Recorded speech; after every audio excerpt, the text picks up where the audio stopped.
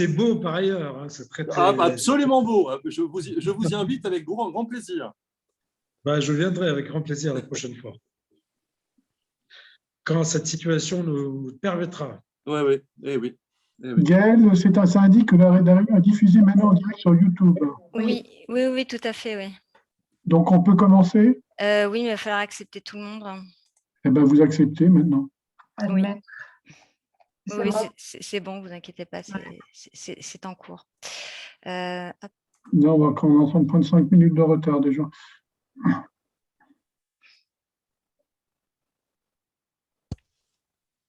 Oui, mais les gens arrivent là. On est à 40. Oui, là, ça arrive. Là, ouais. Oui, ça grimpe. Ça grimpe. Bon. Mounir, je vais faire un tout petit point technique de 2 minutes, puis après, ça sera à toi, d'accord? OK. Et après, ça sera le directeur de la francophonie économique et numérique de l'OIF, Henri Monceau. Après, ça sera Stéphane Boulet, que je vois. Je suis bien là. Et après, ça sera Emmanuel Buteau, secrétaire général de ICC. Après, ça sera la secrétaire générale du réseau de normalisation francophone, Marie-Claude Drouin. Et après, nos amis suisses, nos amis belges, nos amis luxembourgeois, nos amis français, et nos amis, sans oublier nos amis, alors je ne sais plus si on dit québécois ou canadiens, enfin, l'un et l'autre, ou l'un ou l'autre. Avant que Vincent Ledoux, qui nous fait l'amitié d'être parmi nous, conclue. Gaël, c'est bon? Oui, allez-y, il n'y a pas de souci, mais je vois qu'il y a un autre Denis Deschamps qui faudra se renommer également. C'est Vincent Ledoux. Oui. Denis Deschamps est partout. Alors, remarquez, je peux le faire. Quel honneur. C'est toi l'honorable. Hein. Pour info, ça y est, c'est en live sur YouTube. Hein. Voilà. D'accord. Bonjour à tous. Comme le nom l'indique, je suis Denis Deschamps. Je suis le délégué général de la CPCCAF, la conférence permanente des chambres consulaires africaines et francophones. Et nous sommes très heureux d'organiser ce premier webinaire sur la francophonie économique qui nous permettra de voir, au-delà de la stratégie mise en œuvre par l'OIF, notre partenaire, l'Observatoire, l'Organisation internationale de la francophonie, de voir les actions des acteurs et des entrepreneurs de la francophonie du Nord qui font des affaires avec l'Afrique. Ce premier webinaire sera suivi d'un deuxième webinaire que nous organiserons en septembre 2021 et qui fera intervenir des acteurs africains pour pouvoir discuter des solutions africaines pour l'internationalisation des entreprises. Ce deuxième webinaire se fondera notamment sur l'enquête que nous allons organiser avec le Centre de commerce international, ITC, auprès des entreprises africaines et des structures qui accompagnent les entreprises. Dans ce webinaire, j'aurai un rôle de modérateur des interventions et des discussions qui se dérouleront librement dans l'ordre prescrit. En tant que modérateur, je suis donc maître du temps. Je rappelle que tous les intervenants, en dehors du directeur de l'OIF, ont droit à 5 minutes d'intervention et que je me permettrai de signaler sur mon étiquette le moment de terminer l'intervention. Il y aura un petit signe sur mon étiquette et vous verrez que c'est le moment de terminer votre intervention. Voilà. Je ne veux pas en dire plus et maintenant je passe la parole au président de la CPCCAF, qui est aussi président de la CCI de Tunis, qui est Mounir Makar, et c'est à vous, président, d'intervenir en introduction de ce premier webinaire francophone. Bien, merci Denis. Bonjour à tous. Bonjour monsieur le député Vincent Ledoux. Merci. Bonjour à monsieur Henri Monceau, directeur de la francophonie économique. Donc, juste un petit rappel de la CPCCAF, qui est le réseau des chambres de commerce et des chambres consulaires en général franco-africains, qui a été créé en 1973 par 3 grands présidents, le président Senghor, le président Houphouët-Boigny et le président Pompidou. Le rôle étant évidemment le développement de la francophonie économique, et c'est ce que nous nous efforçons à faire depuis cette création par le développement de projets de coopération entre les différents pays de l'Afrique francophone et les différents pays francophones d'une façon générale. Donc, la stratégie un petit peu de la mandature, de la présente mandature, a été très orientée vers les entreprises pour le développement des relations et créer des liens importants entre toutes les entreprises du secteur privé franco-africaine, qui est la base de tout développement économique, c'est le secteur privé et c'est le secteur des entreprises, des PME et des petites moyennes entreprises africaines. Alors, bien sûr, ce séminaire, comme disait Denis Deschamps, a été organisé par la CPCCAF en collaboration avec l'OIF, dans le but de rassembler les acteurs économiques de la francophonie pour échanger sur les expériences de chacun et les solutions possibles pour assurer le développement des affaires avec l'Afrique. Alors, le contexte actuel, vous le savez tous, caractérisé par cette crise du Covid-19, qui est loin d'être terminée et qui impacte fortement les acteurs économiques ainsi que les activités des acteurs de la francophonie qui, comme les chambres du réseau CPCCAF, accompagnent les entreprises sur le terrain. Dans ce contexte, le secteur numérique en plein essor en Afrique offre au gouvernement une occasion d'aider à impulser un nouveau cycle de croissance post-Covid-19 en favorisant la diffusion des données et technologies numériques et l'interconnexion dans tous les secteurs, à commencer par les soins de santé. Les pays africains peuvent accéder à la transformation de leurs économies et la création d'emplois productifs. Dans ce monde en pleine mutation numérique, l'Afrique francophone devrait aussi jouer sa partition afin d'en tirer les bénéfices. De nombreux paliers restent toutefois à franchir, notamment dans le développement des infrastructures comme les data centers nécessaires à l'expansion numérique sur le continent. En effet, avec la crise sanitaire surgissant, Internet n'est plus considéré comme un outil de communication, c'est bien plus, c'est le pétrole de demain. Mesdames et messieurs, le continent africain a bien tiré profit d'Internet en digitalisant les entreprises moyennant les outils numériques pour franchir les limites géographiques et tisser des relations économiques directes, gagnant-gagnant, entre les entreprises du continent. Les organisations africaines, quelle qu'elle soit leur taille ou leur localisation, sont impactées par le développement de nouvelles technologies et l'accélération de leur déploiement sur le continent. Aujourd'hui, l'Afrique numérique est en ébullition et commence à occuper une place de choix dans le monde digital, avec un investissement grandissant dans l'éducation, dans les secteurs privés, en infrastructures et dans les franchises étrangères. L'Afrique a fait le choix d'une digitalisation massive et progressive. Beaucoup de mesures et d'initiatives ont en effet été mises en place par les différents gouvernements africains pour permettre l'essor du numérique en Afrique. On peut dès lors distinguer trois grandes spécialisations du numérique, celle des centres d'appel et des éditeurs de logiciels, en l'occurrence en Tunisie, au Maroc, à Madagascar et à l'île Maurice, des centres de recherche et d'innovation comme au Nigeria, au Kenya, en Afrique du Sud et récemment également au Ghana, et celle des hubs, les startups innovants, localisés en Tunisie, au Rwanda ou encore en Côte d'Ivoire. Mesdames et messieurs, un autre projet ambitieux a vu le jour en 2021 et vient apporter des solutions pratiques pour booster le développement en Afrique et faire progresser rapidement les échanges interafricains pour doper les économies du continent le moins développé. La zone de libre-échange continentale africaine. Ce projet lancé au sommet de l'Union africaine de Niamey en 2019, en présence de 32 chefs d'État, une centaine de ministres et 4500 délégués, soit la constitution d'un grand marché africain avec le développement des échanges intra-africains. Et pour rappel, cette zone de libre-échange, c'est la plus importante après la zone de l'OMC, l'Organisation mondiale du commerce, qui regroupe 1,250 milliard de personnes, elle regroupe 54 pays et sera mise en place sur les 10 ans à venir avec un planning fixé par les différents États. Néanmoins, le commerce interafricain ne représente aujourd'hui que 15% des échanges totaux du continent, contre par exemple 70% à l'Union européenne. La mise en œuvre effective de la ZLECAf devrait améliorer la part du commerce interafricain pour passer à 50% au lieu de 15% à l'horizon de 2030.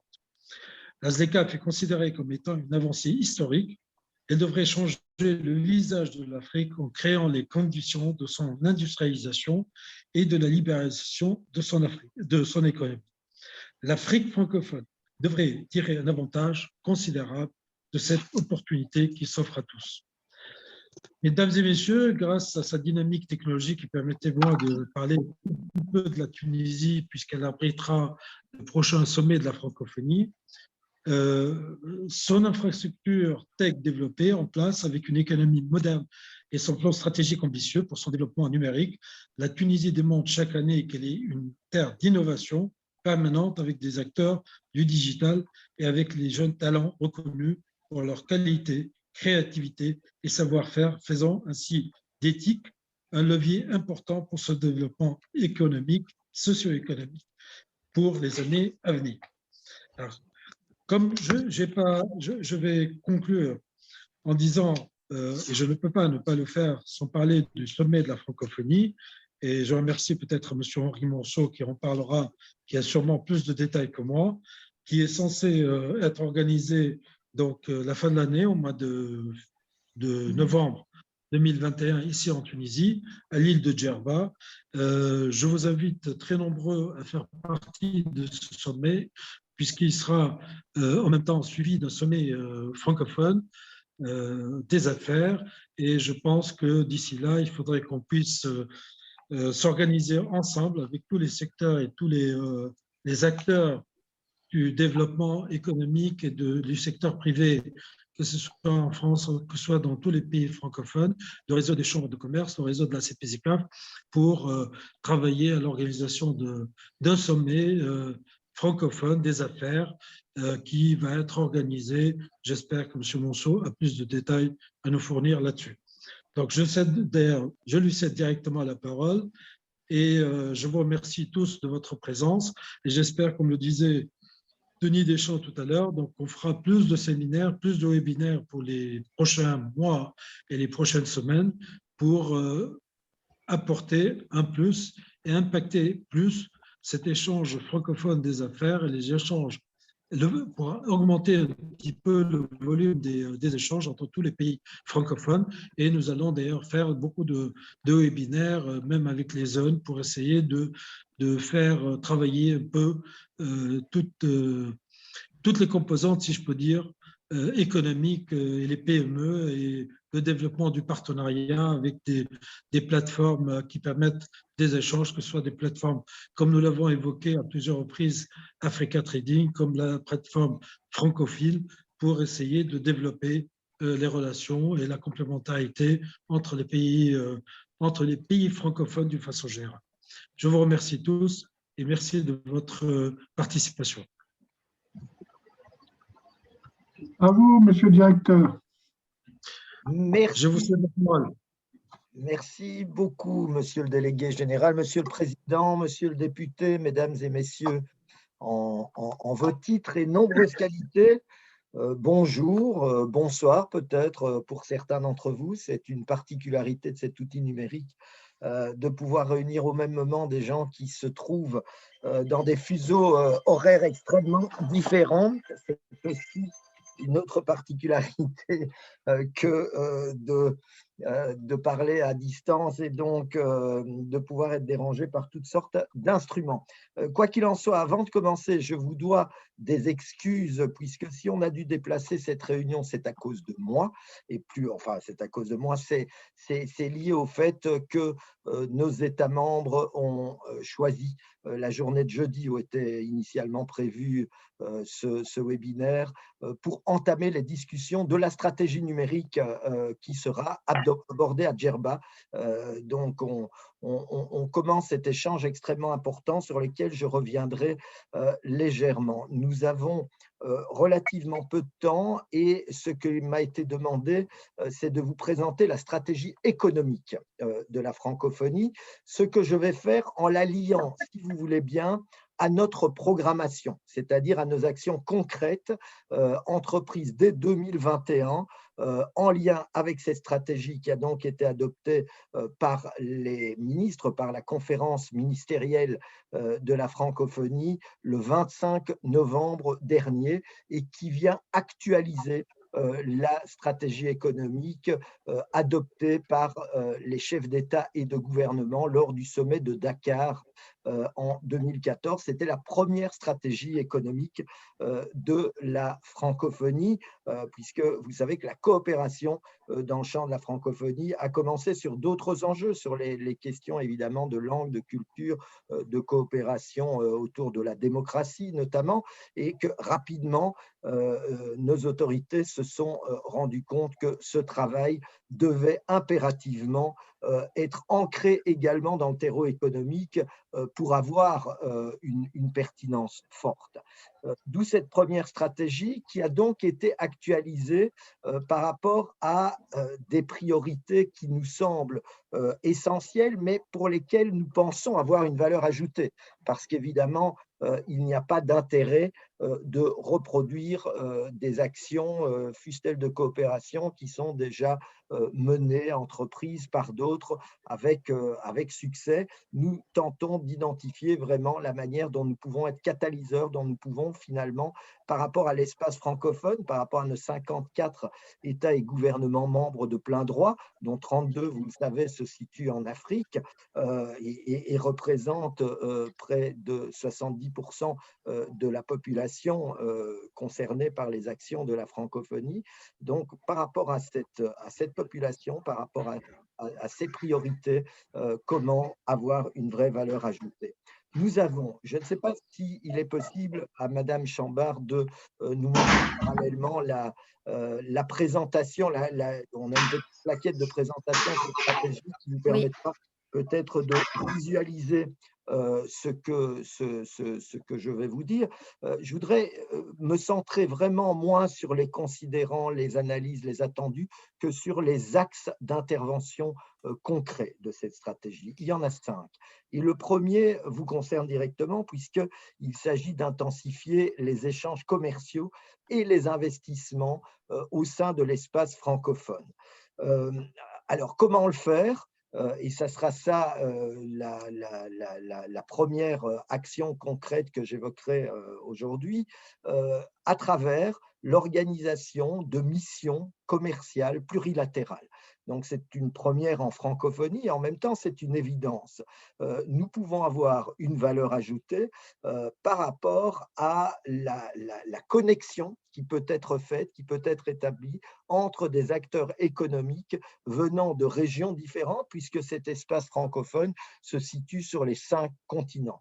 Nous aurons donc cette première mission en octobre prochain. Alors, je peux déjà en avant-première, puisque la commission économique qui réunit nos États et qui formellement va adopter le schéma se réunira la semaine prochaine, mais ce que nous allons soumettre comme proposition à cette commission économique, c'est que cette réunion se tienne du 11 au 20 octobre prochain au Vietnam et au Cambodge. Et l'idée est vraiment d'amener des acteurs, je parle ici d'entreprises, hein, je parle d'agents économiques et non pas uniquement d'officiels. Alors évidemment, il faut bien sûr des représentants des agences d'investissement, il faut des acteurs, des bailleurs de fonds, il y aura également une mobilisation sur ce plan-là, mais notre priorité, ce sont bien les entrepreneurs et nous souhaitons donc pouvoir amener des entrepreneurs d'Afrique centrale, d'Afrique de l'Ouest,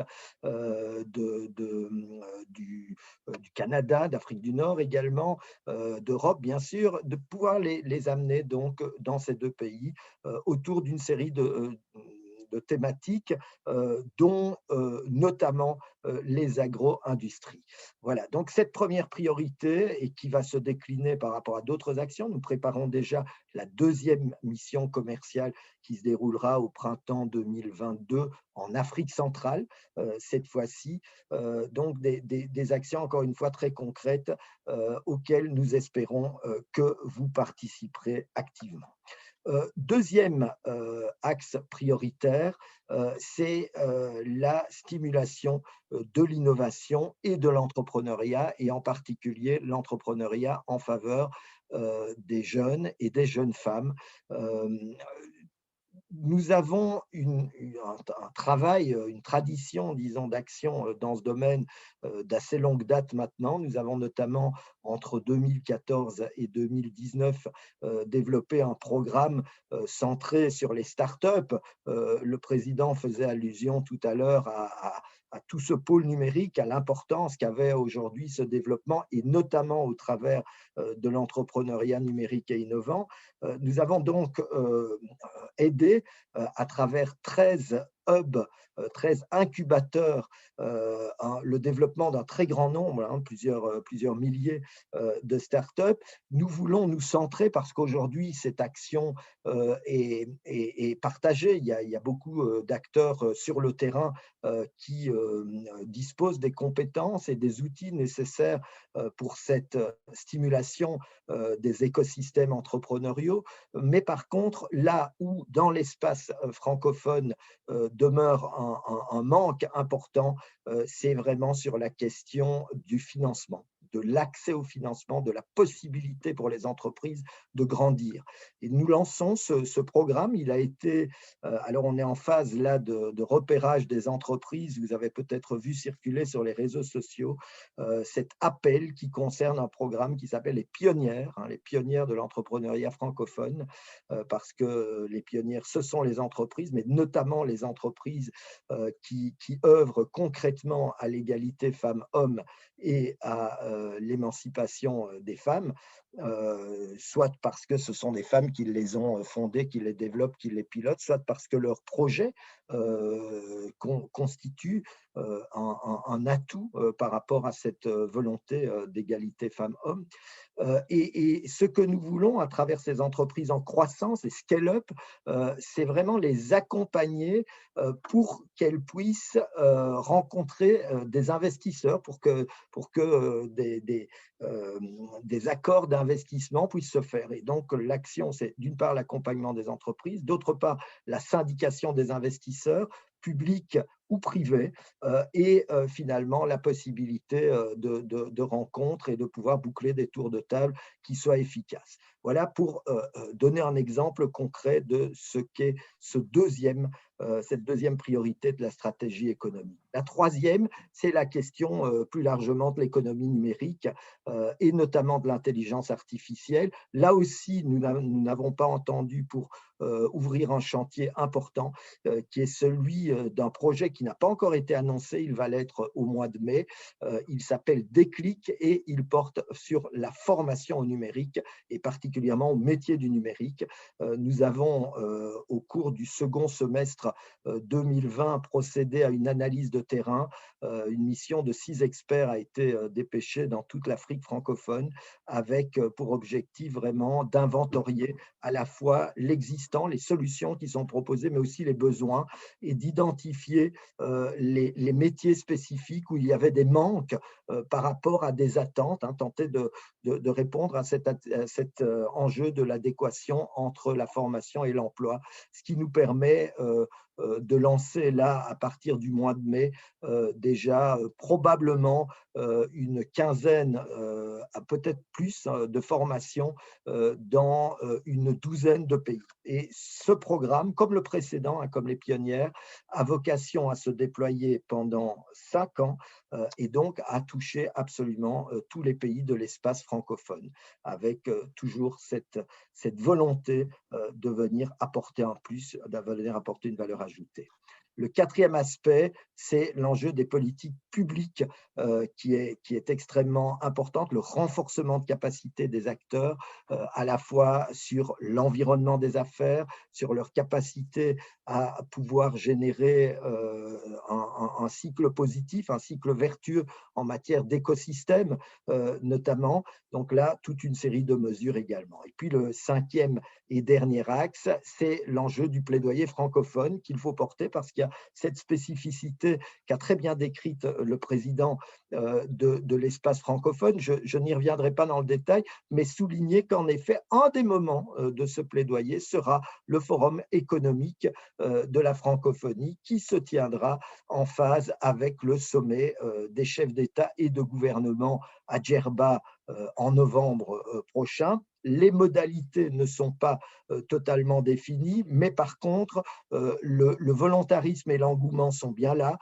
On a énormément d'acteurs qui ont pris contact, qui souhaitent participer activement. C'est ce que nous allons tenter de faire, notamment à travers 4 rencontres préalables à ce sommet, qui seront des rencontres digitales, hein, comme on dit aujourd'hui, donc à la fois en présentiel et en ligne. Au début, certainement majoritairement en ligne, un peu à la manière de celle-ci, avec comme objectif d'approfondir en fait les axes que j'ai évoqués, de pouvoir d'abord la première qui devrait se dérouler elle aussi dans le courant du mois de mai, elle portera sur l'environnement économique global, sur le diagnostic que l'on tire de la crise et de l'impact économique de cette crise sanitaire qui, vous le savez, est extrêmement important, hein, est inédit et en même temps touche les pays et les régions de manière très très différente.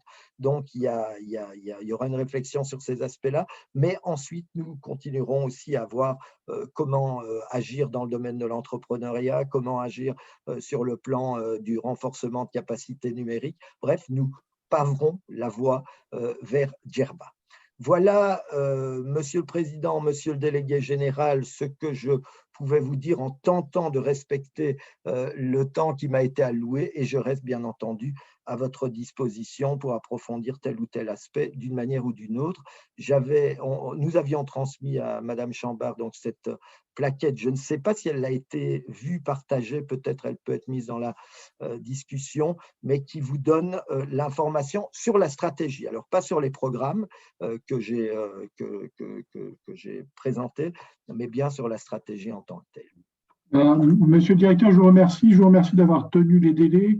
Et en tout état de cause, soyez assurés que la présentation que vous nous avez adressée sera partagée avec les participants et qu'on la mettra sur le site internet dans le replay de cette session.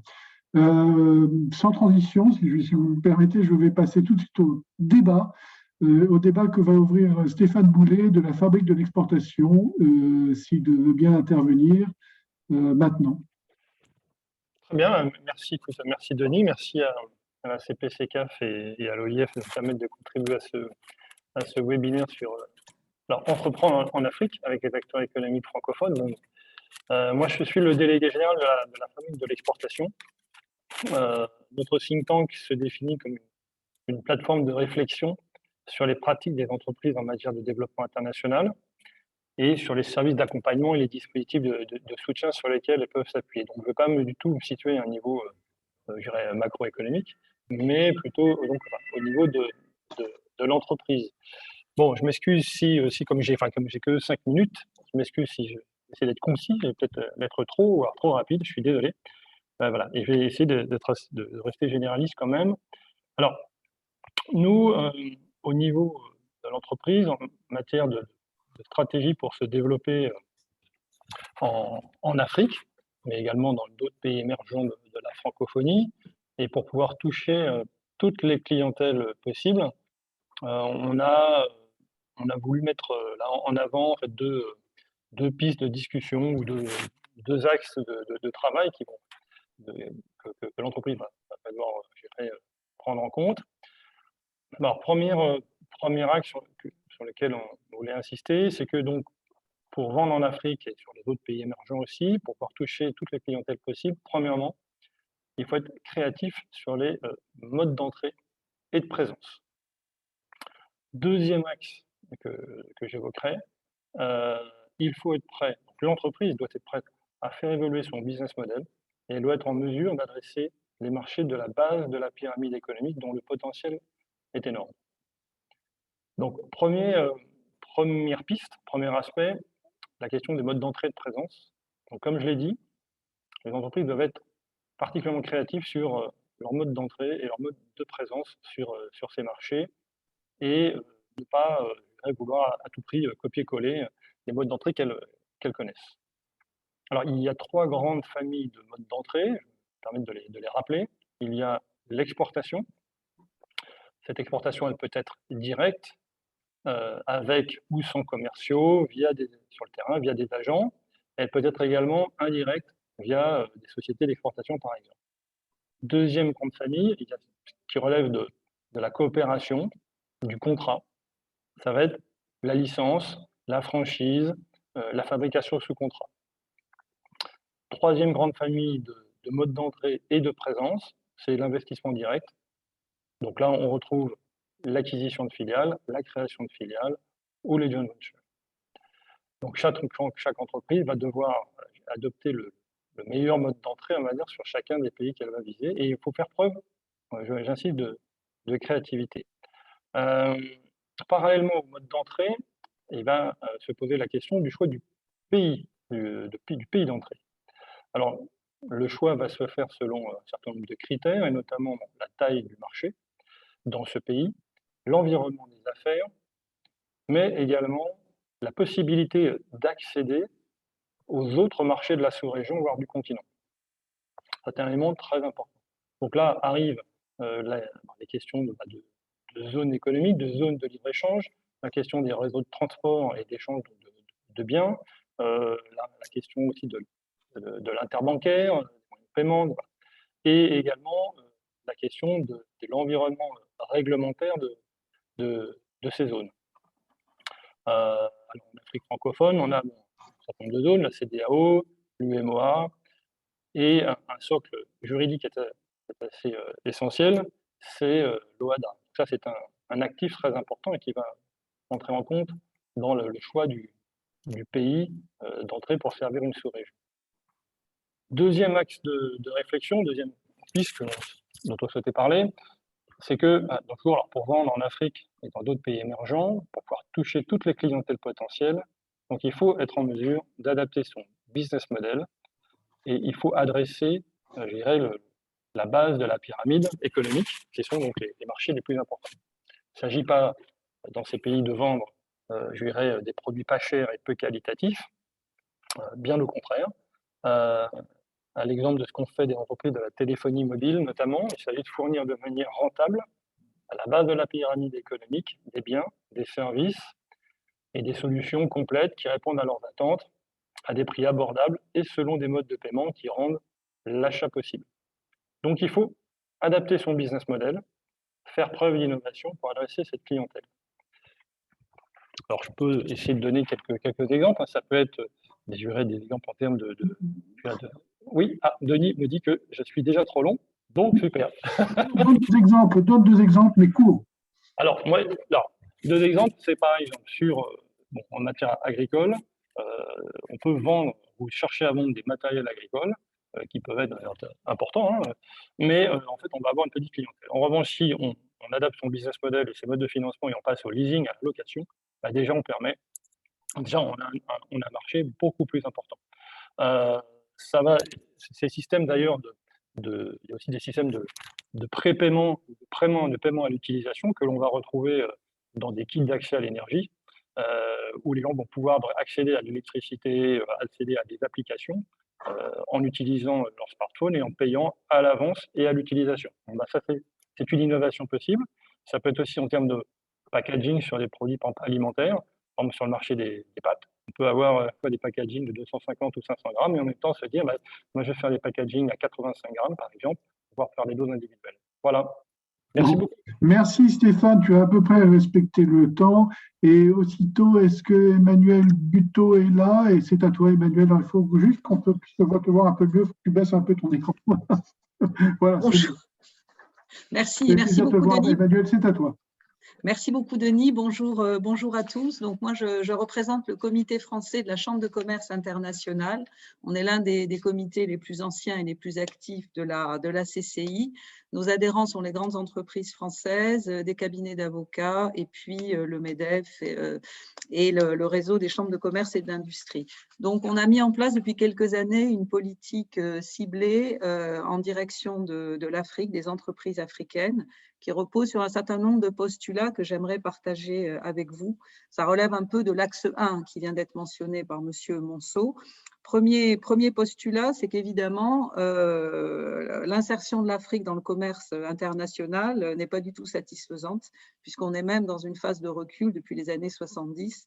On est passé de 4% à 2,7%. Donc, il y a véritablement là ce constat qui nous pousse à beaucoup plus d'actions. Deuxièmement, il y a l'opportunité de la zone de libre-échange africaine, évidemment, qui est très importante avec un potentiel de développement des échanges intra-africains de 60%. Troisièmement, il ne faut pas se le cacher, il y a l'impact économique de la crise sanitaire qui se fait sentir avec un certain nombre d'entreprises qui sont fragilisées et donc sans aucun doute des défauts de paiement à prévoir. Et puis enfin, et je pense que c'est aussi un constat dont vous avez dû parler dans le passé, on est dans une situation de compétition extrêmement féroce entre les grands hubs portuaires mondiaux. Et donc, il est très important que les grands ports africains puissent peser dans la concurrence et être considérés comme attractifs par les grands logisticiens mondiaux pour qu'ils soient véritablement intégrés dans les chaînes de valeur mondiales. Donc, nous, on a développé là récemment et on va continuer à intensifier des actions dans 2 domaines qui nous semblent répondre à une partie des problèmes évoqués. Le premier domaine, c'est vraiment la formation des opérateurs, la formation des entreprises à ce qu'on pourrait appeler la langue universelle du commerce international, et je veux bien sûr parler des incoterms. Donc, les incoterms, vous connaissez ces 3 lettres magiques qui permettent en réalité, dans les contrats, de savoir exactement qui est responsable de quoi entre l'acheteur et le vendeur.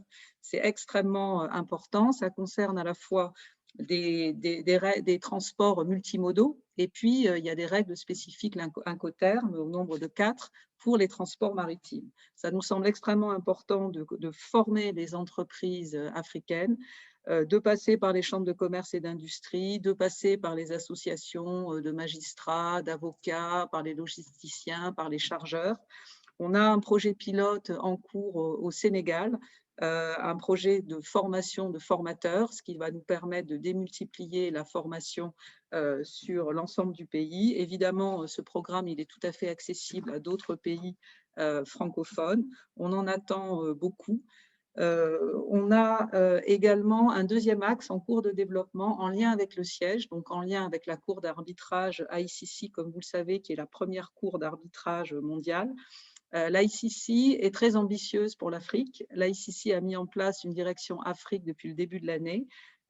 Non seulement il y a une conférence annuelle, mais en plus il est question d'ouvrir une antenne régionale d'arbitrage ICC en Afrique.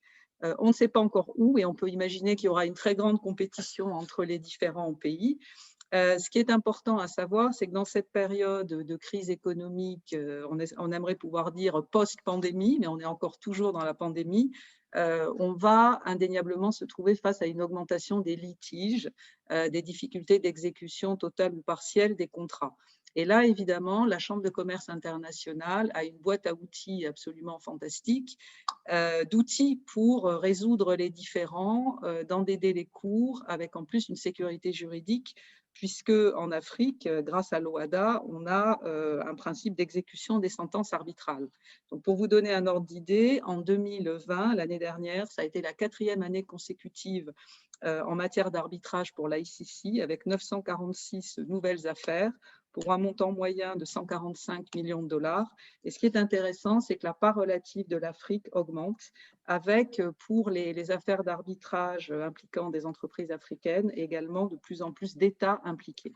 Donc, on est vraiment dans une phase où l'arbitrage est en train de se développer en Afrique, y compris en Afrique de l'Ouest. Nous, comité français, on défend le français comme langue de procédure. et on serait très heureux que l'OIE puisse nous aider dans ce combat. L'anglais doit représenter 85%, 90% des procédures d'arbitrage international. Ensuite, il y a l'espagnol et le pauvre français avec 5-6%. Donc, c'est un combat qu'on mène avec d'autres comités francophones d'ICC. Et je pense que toutes les actions de sensibilisation des magistrats, de formation des avocats vont nous aider à rendre ces procédures beaucoup plus populaires. J'ajoute qu'il y a un enjeu également de formation de nouveaux arbitres d'origine africaine.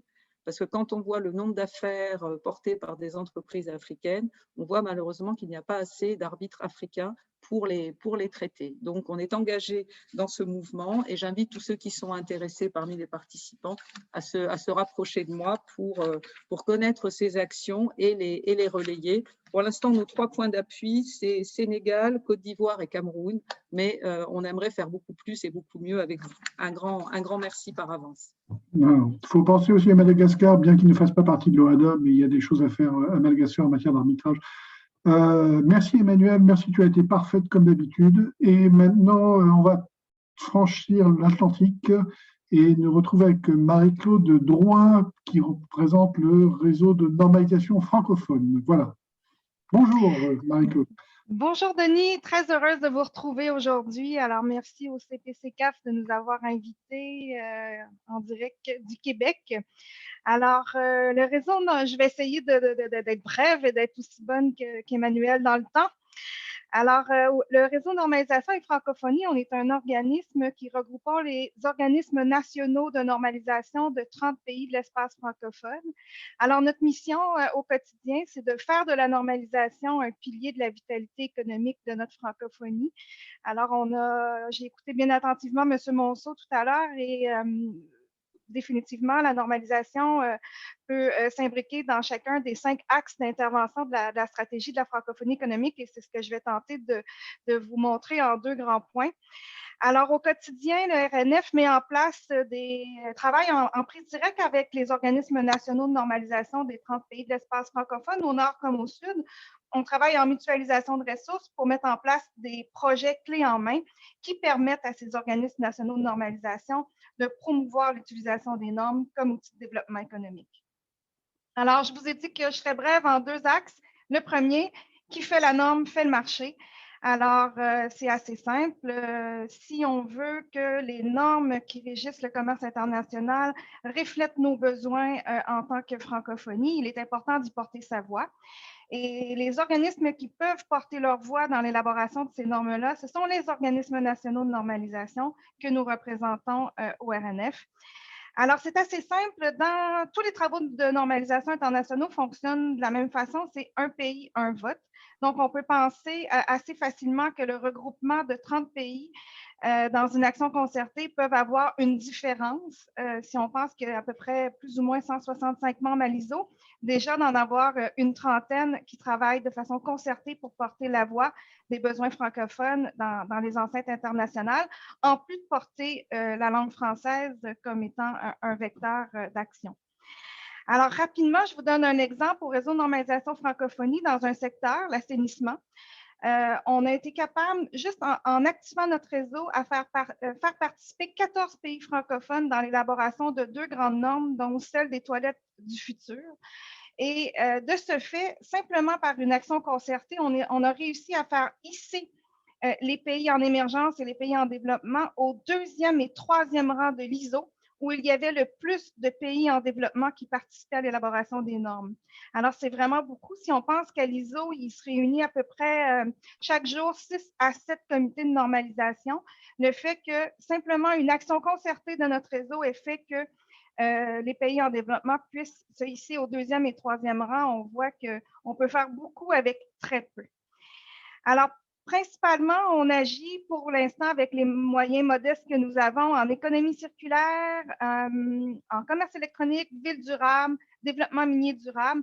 Mais imaginez si on travaillait tout le monde ensemble, on pourrait agir en numérique, en blockchain, en intelligence artificielle, en agroalimentaire, en économie verte, etc.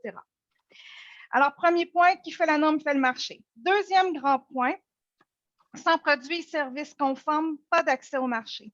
Alors, le CPCCAF, d'ailleurs, avec le centre, l'ITC, a fait un travail remarquable pour recenser l'information sur l'utilisation des normes et des certifications sur lequel je m'appuie chaque jour, cher Denis, je tiens à vous le dire. Alors, il faut comprendre que pour créer de la valeur dans les entreprises des entrepreneurs francophones, au nord comme au sud, il faut que les produits et services soient conformes aux normes du marché. Sinon, on ne peut pas quitter l'économie informelle pour intégrer l'économie formelle. On n'a pas de projet bancable, pas de pérennité. Alors, ce que ça fait, l'utilisation des normes, c'est beaucoup. Comme je vous le disais tout à l'heure, 23 000 normes au catalogue, c'est certain qu'il y a une norme qui s'applique à votre secteur d'activité. Ça nous permet d'éviter l'erreur de la page blanche, ça nous permet de tout de suite innover sur les bonnes pratiques, ça nous permet d'avoir une meilleure compétitivité, ça nous permet d'économiser en temps et en ressources parce qu'on commence tout de suite avec les meilleures pratiques. C'est une économie en temps et en argent, comme je le soulignais, mais aussi ça projette. Tantôt, on parlait de financement. Quand on arrive devant notre banquier avec un plan d'affaires qui intègre les normes, on est capable tout de suite de démontrer au banquier qu'on est structuré, crédible et qu'on a un plan d'affaires qui se tient. Alors, nous, au Réseau de normalisation francophonie, on a mis en place un projet qui s'appelle les cellules femmes, jeunes et normalisation. On en a 6 présentement. Burkina Faso, Sénégal, Cameroun, Madagascar, Mali et Congo. Vous tapez dans votre moteur de recherche « Je suis la norme » suivi du pays et vous allez voir les cellules. Alors, ces cellules-là, ce sont des guichets de services qui servent aux entrepreneurs, les femmes et les jeunes principalement, à avoir accès à de l'information et de l'accompagnement sur l'utilisation des normes. Alors voilà, c'est embryonnaire comme projet. On a déjà plus de 18 000 membres à travers nos 6. Alors voilà, c'est ce que je voulais vous dire. Normes, outils d'intelligence économique, normes, outils de diplomatie économique. Merci beaucoup, Marie-Claude. Tu as été parfaite et j'espère que les intervenants suivants seront être aussi parfaits que tu as pu l'être. C'est trop gentil. Alors maintenant, nous passons après ces présentations de nature plus générale et des présentations concrètes. Et je suis très heureux d'accueillir très chic Vincent Sibilia parmi nous dans notre beau monde francophone de la CPCCAF. À toi, Vincent. Merci, Denis. J'espère que vous m'entendez attentivement. Je vais m'employer avec le plus bref possible, ce d'autant, et je m'étais autorisé à vous le mentionner, que je devrais vous quitter dans 10 minutes tapantes pour un rendez-vous prévu de longue date avec le ministre de l'Économie et des Finances. Je me vois mal faire patienter, j'en suis désolé. Vous dire ici une très cordiale bienvenue digitale en provenance de Genève, où j'ai le plaisir de diriger la Chambre de commerce, d'industrie et des services, une entité privée à la différence d'autres juridictions qui s'emploient depuis 155 ans maintenant à défendre et promouvoir une communauté de 2500 environ entreprises membres. Elle le fait sur un double plan politique en portant la voix de l'économie auprès des relais politiques. J'ai moi-même également une casquette de député ici à Genève, et puis sur un plan plus microéconomique en prévoyant toute une gamme de prestations à l'endroit des entreprises qui font notre tissu économique. Un tissu économique qui se nourrit, vous le savez, et c'est l'une des spécificités helvétiques, et à Genève en particulier, de son ouverture au monde. La Suisse est un pays alpin, enclavé, qui, pour pouvoir construire un édifice de prospérité, a dû miser sur un double facteur, celui de l'exportation, y compris à destination de l'Afrique, j'y reviendrai, et celui de l'innovation. Et puis, à Genève, on a cette particularité, et je salue certains des intervenants, à commencer par Henri Monceau, que j'ai le plaisir de connaître et de côtoyer ici à Genève, d'être là aussi ce que d'aucuns voient comme la plus petite des grandes villes, ou en tout cas la capitale de la gouvernance mondiale, puisque nous sommes honorés d'accueillir un nombre conséquent d'organisations internationales et d'institutions, à commencer par la francophonie, qui font rayonner Genève au-delà du monde et chez nos voisins hexagonaux avec lesquels nous entretenons plus de 100 km de frontières. C'est donc vous dire si nous sommes en famille, et j'en suis particulièrement ravi. L'Afrique a trop longtemps été, et je sais que nous ne sommes pas enregistrés, donc personne n'ébruitera mes propos, mais oubliée, si j'ose le dire ainsi, de la politique suisse. Et c'est donc avec beaucoup de satisfaction que les entreprises privées ont pris connaissance de la mise sur pied au début de cette année, dans le sillage de la crise économique sans précédent qui s'abat sur nos entrepreneurs, eh bien, de l'adoption d'une stratégie africaine digne de ce nom, adoptée par les autorités fédérales suisses, laquelle a pour ambition, et je la salue ici véritablement, de nous doter d'un certain nombre de jalons pour formaliser aussi les rapports que nous entretenons de très longue date avec le continent.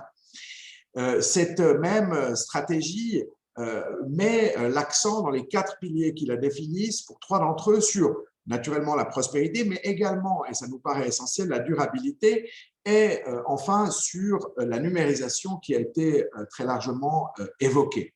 Et je pense que c'est ici un pari essentiel parce que pour avoir eu moi-même la chance de voyager régulièrement sur le continent et sans en être un expert, à la différence d'entre vous, mais de me frotter à la réalité du terrain, d'avoir pu mesurer à quel point eh bien, les scénarios gagnant-gagnant, comme on dit en mauvais français, en matière d'innovation technologique étaient des relais de croissance. Je vous le disais, l'économie suisse se nourrit de son ouverture au monde, et pour les entrepreneurs helvétiques, eh bien, l'Afrique, dans sa grande diversité, eh bien, recèle un potentiel conséquent.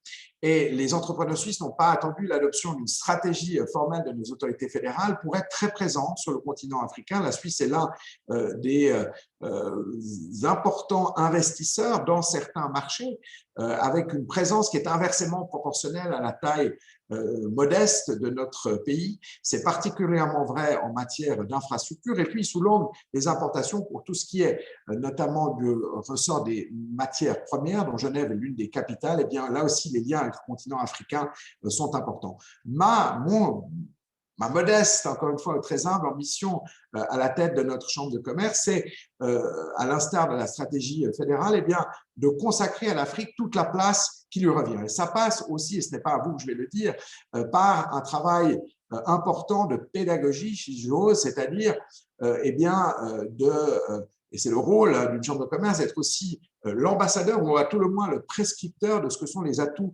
économiques des 54 États africains. Et c'est ce que nous nous employons à faire au quotidien à la faveur d'un grand nombre d'événements.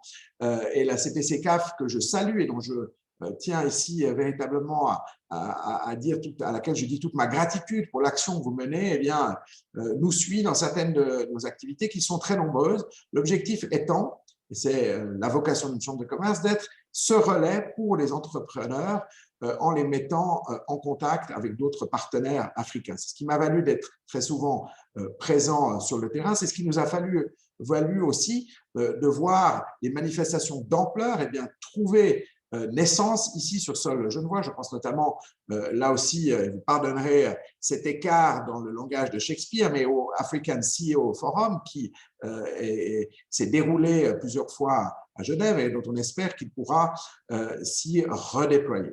Tout ça pour vous dire que ma conviction comme afro-optimiste, c'est que nous devons tous œuvrer à ce que ce continent qui connaît, et je mets à nouveau la crise dont nous mesurons à quel point elle affecte sévèrement les économies de celui-ci, mais que, indépendamment de celui-ci, eh bien, l'Afrique est un poumon de vitalité pour la vieille Europe, non seulement sous l'angle démographique, on le sait, mais aussi sous l'angle économique. Et les développements que l'on voit naître, notamment la constitution de la zone de libre-échange continentale africaine et ses 1,3 milliard d'habitants avec 3,4 milliards eh bien, de ressources de PIB potentielles, eh bien, sont autant de signaux qui doivent nous encourager nos entrepreneurs, parce qu'une chambre de commerce vit par et pour ses membres, eh bien, à être plus présents sur le continent africain. C'est à ce titre que nous nous réjouissons encore une fois que sitôt les uns et les autres vaccinés, et ici à Genève, on peut être vaccinés maintenant à partir de 45 ans,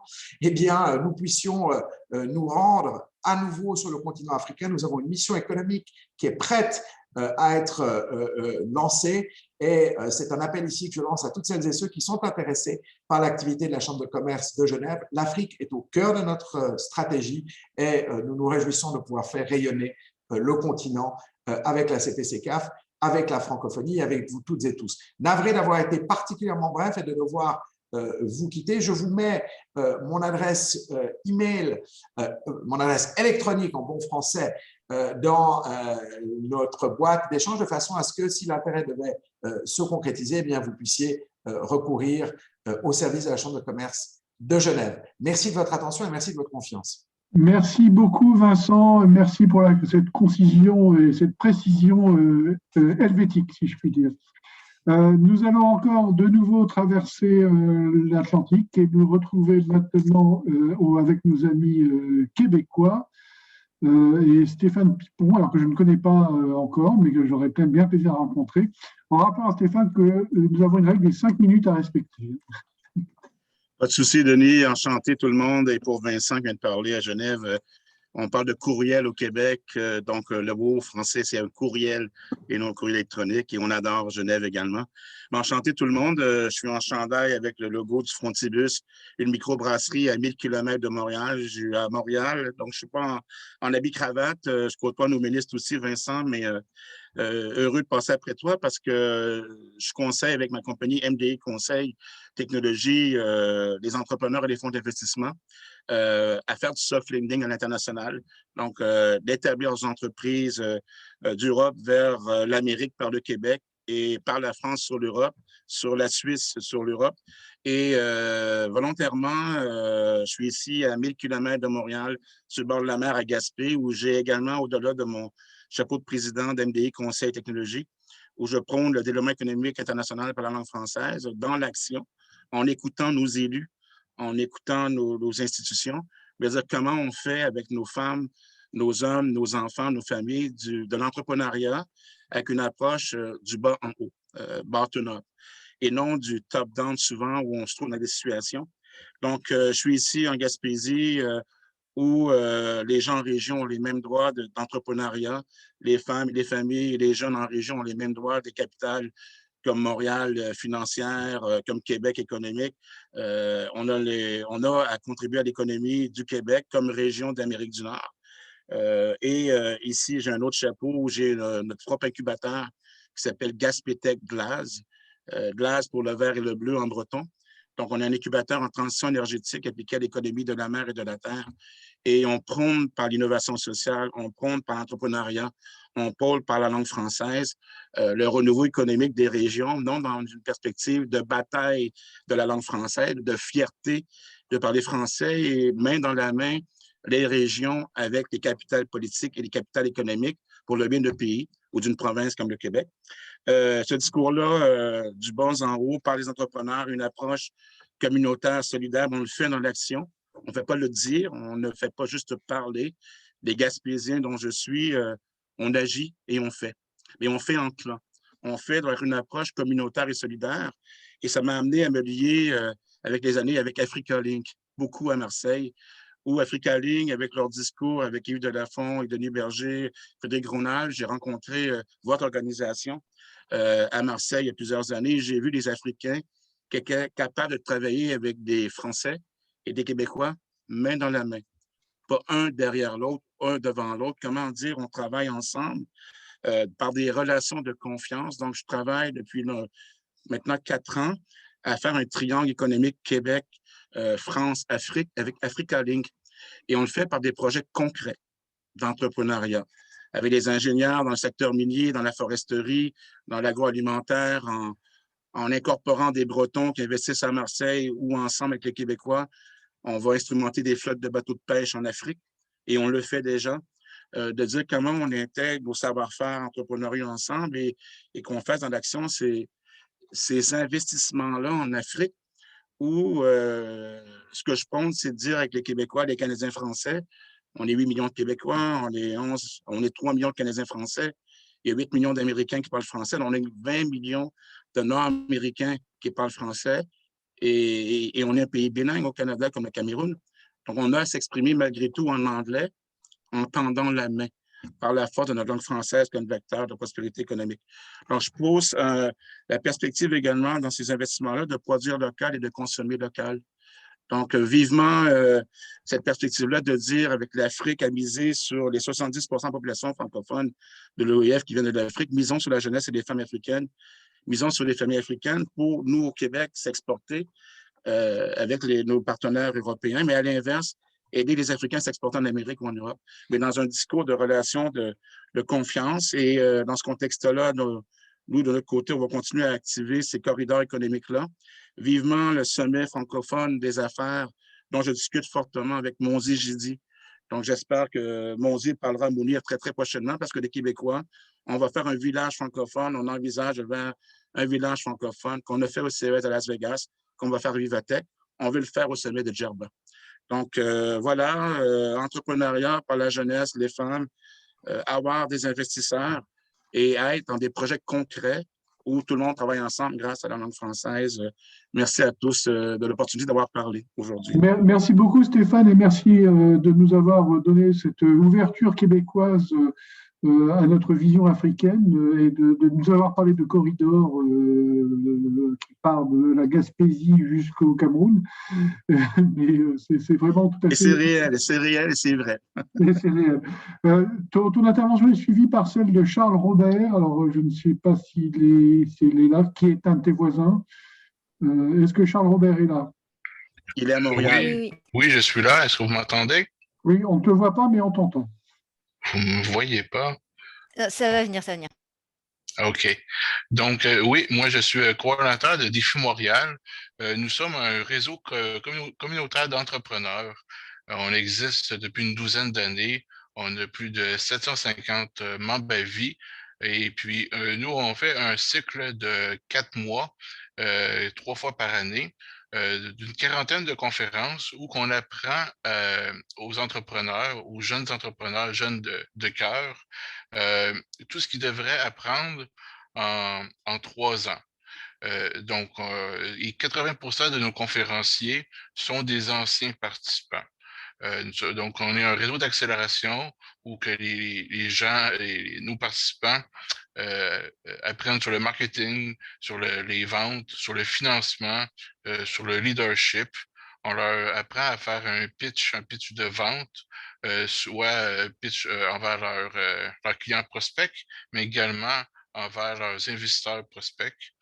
On fait de l'accompagnement, on fait du développement d'affaires, on fait des blitz coaching, on a organisé un forum sur la croissance numérique à l'automne et on va en organiser un autre au mois de mai.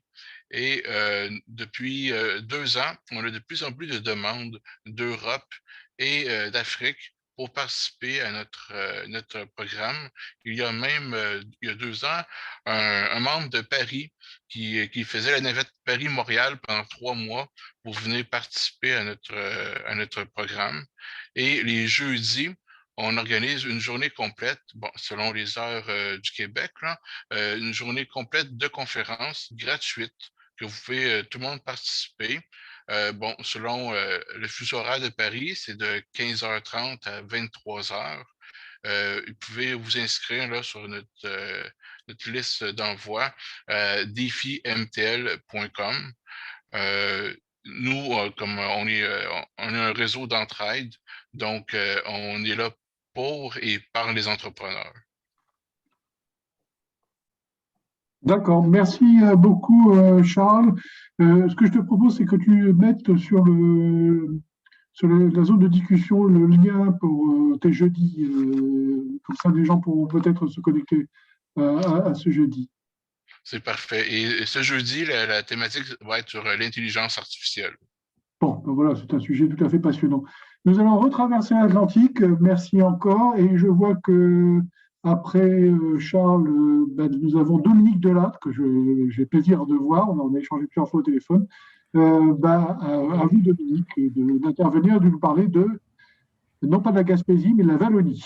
Tout à fait. D'abord, merci beaucoup de me permettre de prendre la parole ici aujourd'hui et félicitations pour l'organisation de ce webinaire particulièrement intéressant. Donc, effectivement, je représente l'Agence Wallonne à l'exportation, c'est-à-dire l'organisme public chargé de la promotion des échanges commerciaux entre la Wallonie, donc la partie francophone de la Belgique, en effet, et notamment le continent africain.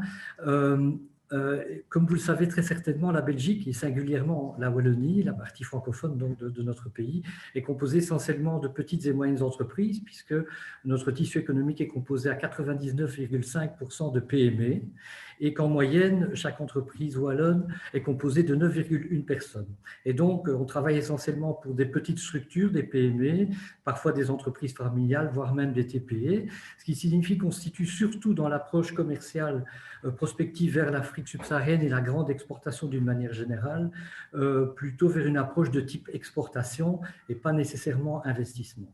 Alors, en ce qui concerne donc l'Agence wallonne à l'exportation, la WEX, nous essayons de soutenir un maximum les efforts de nos entreprises, les encourager à se positionner un maximum, notamment en Afrique, par le biais notamment d'une panoplie d'incitants financiers qui essaient de couvrir toutes les étapes de prospection de nos entreprises. Cela va évidemment de la mission individuelle dans les pays africains, de l'accueil de délégations aussi africaines dans le cadre de missions commerciales en Belgique, en Wallonie. Ça passe aussi par des missions de formation, qui est un élément important, effectivement, je pense, du positionnement en Afrique et en Afrique subsaharienne singulièrement, c'est de favoriser la formation pour développer des projets gagnant-gagnant, des projets de partenariat mutuellement bénéfiques.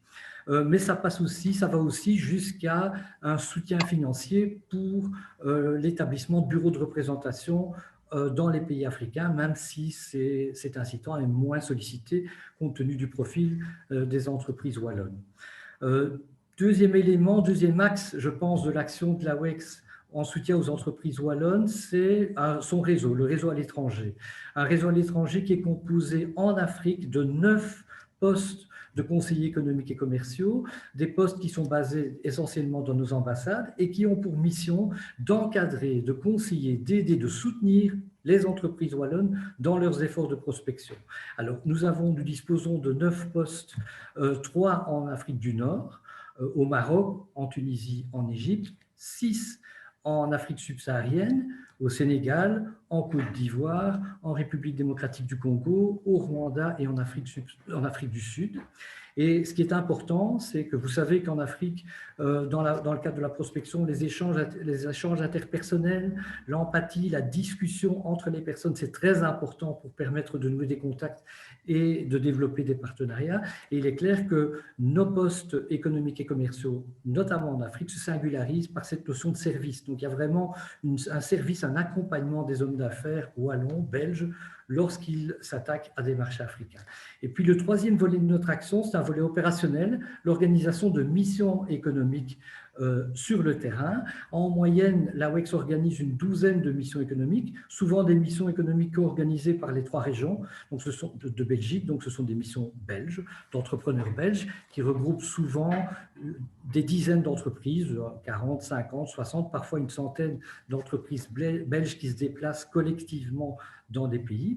Et notre axe d'attaque, donc, c'est d'essayer de privilégier évidemment les pays dans lesquels nous avons des postes de conseillers économiques et commerciaux, donc les 9 pays que je viens de citer à l'instant, les 6 pays d'Afrique subsaharienne qui sont vraiment la clé de voûte de notre action sur le terrain, mais aussi d'organiser des missions qui se déplacent dans 2 pays en général en même temps pour, d'une part, s'attaquer à un marché plus important, une porte que je considère comme une porte d'entrée d'une sous-région du continent africain, mais aussi de permettre à des entreprises alternativement de se déplacer dans d'autres pays, peut-être un petit peu moins importants, mais qui malgré tout présentent un intérêt et présentent des perspectives pour nos entreprises. Ce que je voudrais également dire, c'est que ce que nous essayons de privilégier, donc c'est évidemment chaque année de se déplacer dans chacune des sous-régions, Afrique de l'Ouest, Afrique de l'Est, Afrique centrale et Afrique australe, que beaucoup de pays évidemment regorgent de potentiel et que ce qu'on essaie de faire, c'est de permettre aux entreprises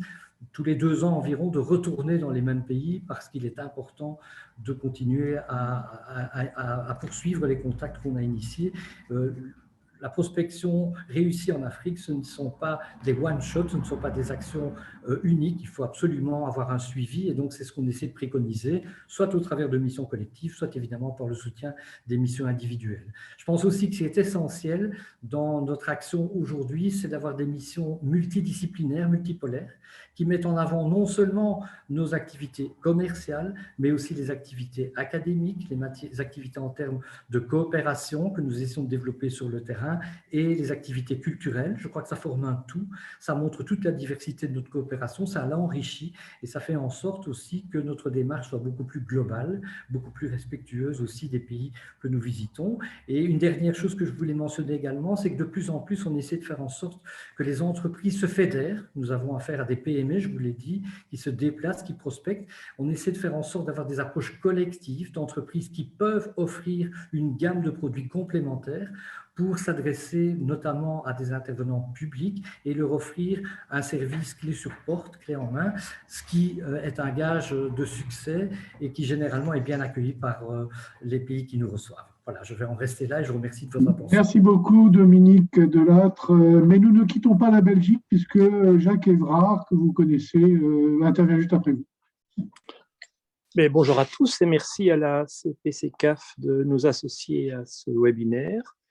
Donc, je représente ici la Chambre de commerce belgo-luxembourgeoise PIACP, mais également la Fédération belge des chambres de commerce, dont la CBLACP est membre.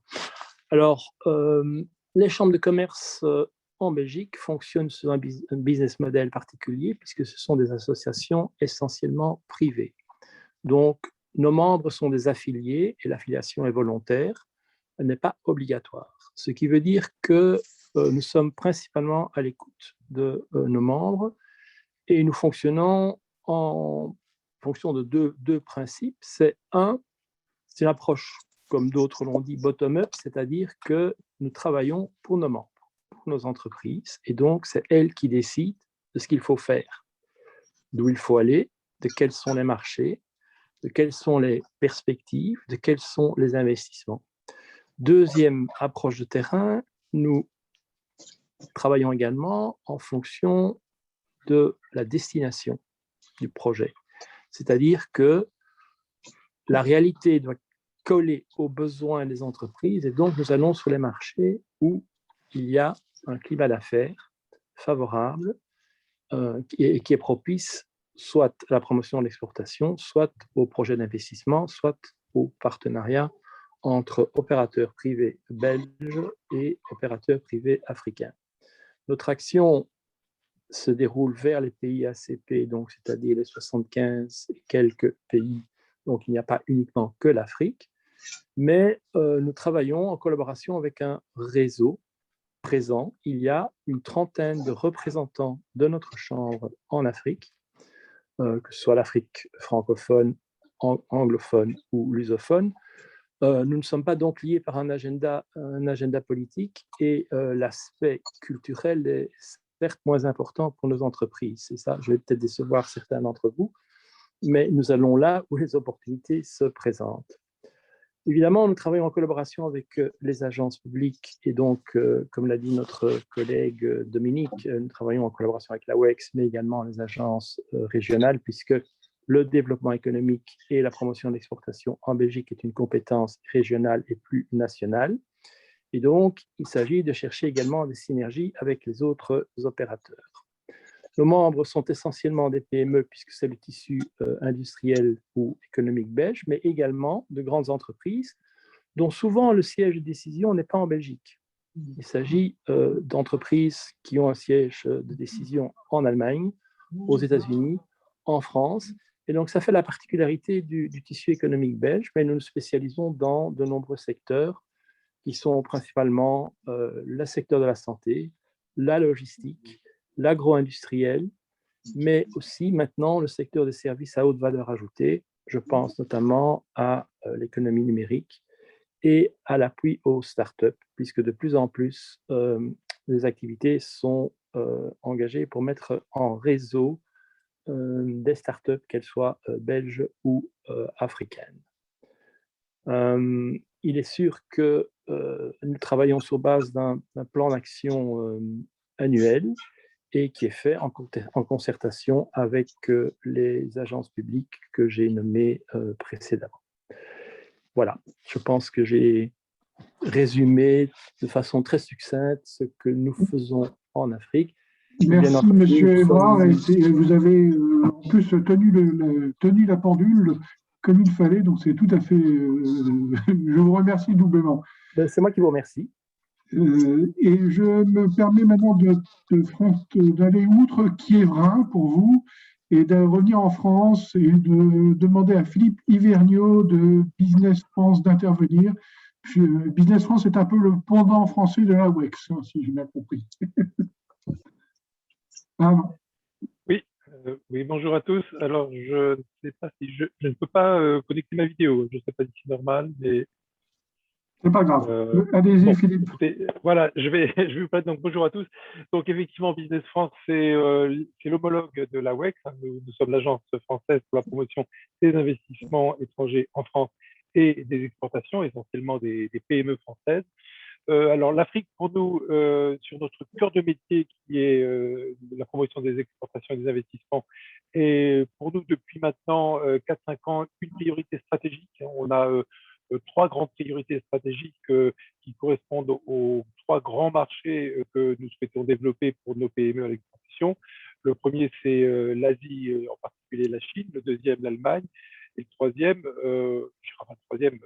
c'est sur ces 3 priorités. Le troisième, c'est l'Afrique, et particulièrement l'Afrique subsaharienne, sur laquelle on estime que nous avons des efforts supplémentaires à faire pour aider à un meilleur développement et à une plus grande présence des entreprises françaises, notamment des PME, sur ces marchés-là. Donc, je n'élaborerai pas trop là-dessus parce que c'est effectivement une activité assez classique des agences de promotion, exportation et investissement. Nous avons sur l'Afrique une dizaine de bureaux, dont 3 en Afrique francophone subsaharienne, Abidjan, Dakar et Douala. Mais nous occupons évidemment de façon assez importante de l'Afrique anglophone ou lusophone. Le deuxième sujet sur lequel je voulais plus parler aujourd'hui, c'est celui de la coopération qu'on développe et dont j'ai la responsabilité à Business France. Coopération qui est finalement à destination directement ou indirectement des entreprises africaines. Alors, le premier axe qui est assez traditionnel pour nous depuis plusieurs années maintenant, c'est la coopération avec nos homologues, donc ce qu'on appelle la coopération pair à pair. Et nous faisons depuis une dizaine d'années un certain nombre d'actions de coopération, de renforcement de capacité vis-à-vis des agences de promotion des investissements ou des exportations de l'Afrique en général. Alors en Afrique du Nord, on a eu un certain nombre de coopérations en Algérie, en Tunisie en ce moment, au Maroc. En Afrique subsaharienne avec des agences de promotion, exportation ou investissement. Le dernier projet en date étant ciblant 6 agences du réseau des agences francophones de promotion de l'investissement, le RIFP, que l'EIF connaît bien pour le soutenir depuis sa fondation, et avec lesquels donc, on travaille en termes de renforcement de capacité. Alors, un axe nouveau sur lequel je terminerai pour nous, qu'on a tout juste abordé cette année, c'est de travailler directement en interface avec les entreprises africaines pour les renforcer un petit peu dans le prolongement des axes stratégiques définis par le gouvernement français et le président Macron dans son discours de Ouagadougou, qui vise notamment à développer les entreprises et à développer l'entrepreneuriat chez les jeunes africains.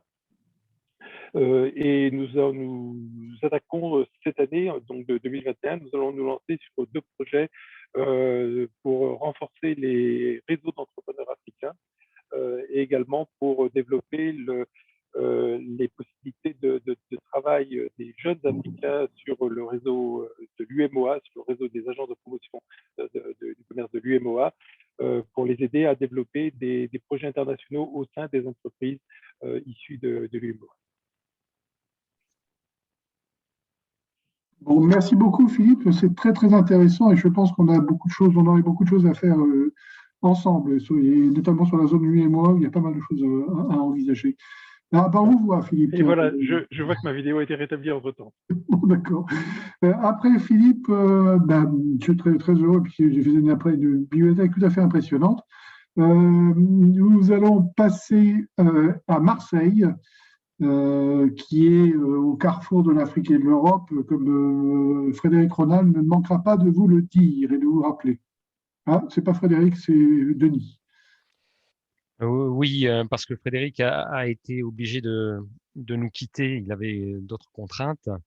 Non, mais écoute, Denis, je vais faire court. Et si tu veux bien, je vais faire au nom de Frédéric Ronald pour la Chambre d'Aix-Marseille-Provence et puis au nom d'Yves Delafont pour Africa Link, puisque j'ai les deux casquettes et que mes deux présidents nous ont malheureusement abandonnés, enfin quittés pour des raisons professionnelles.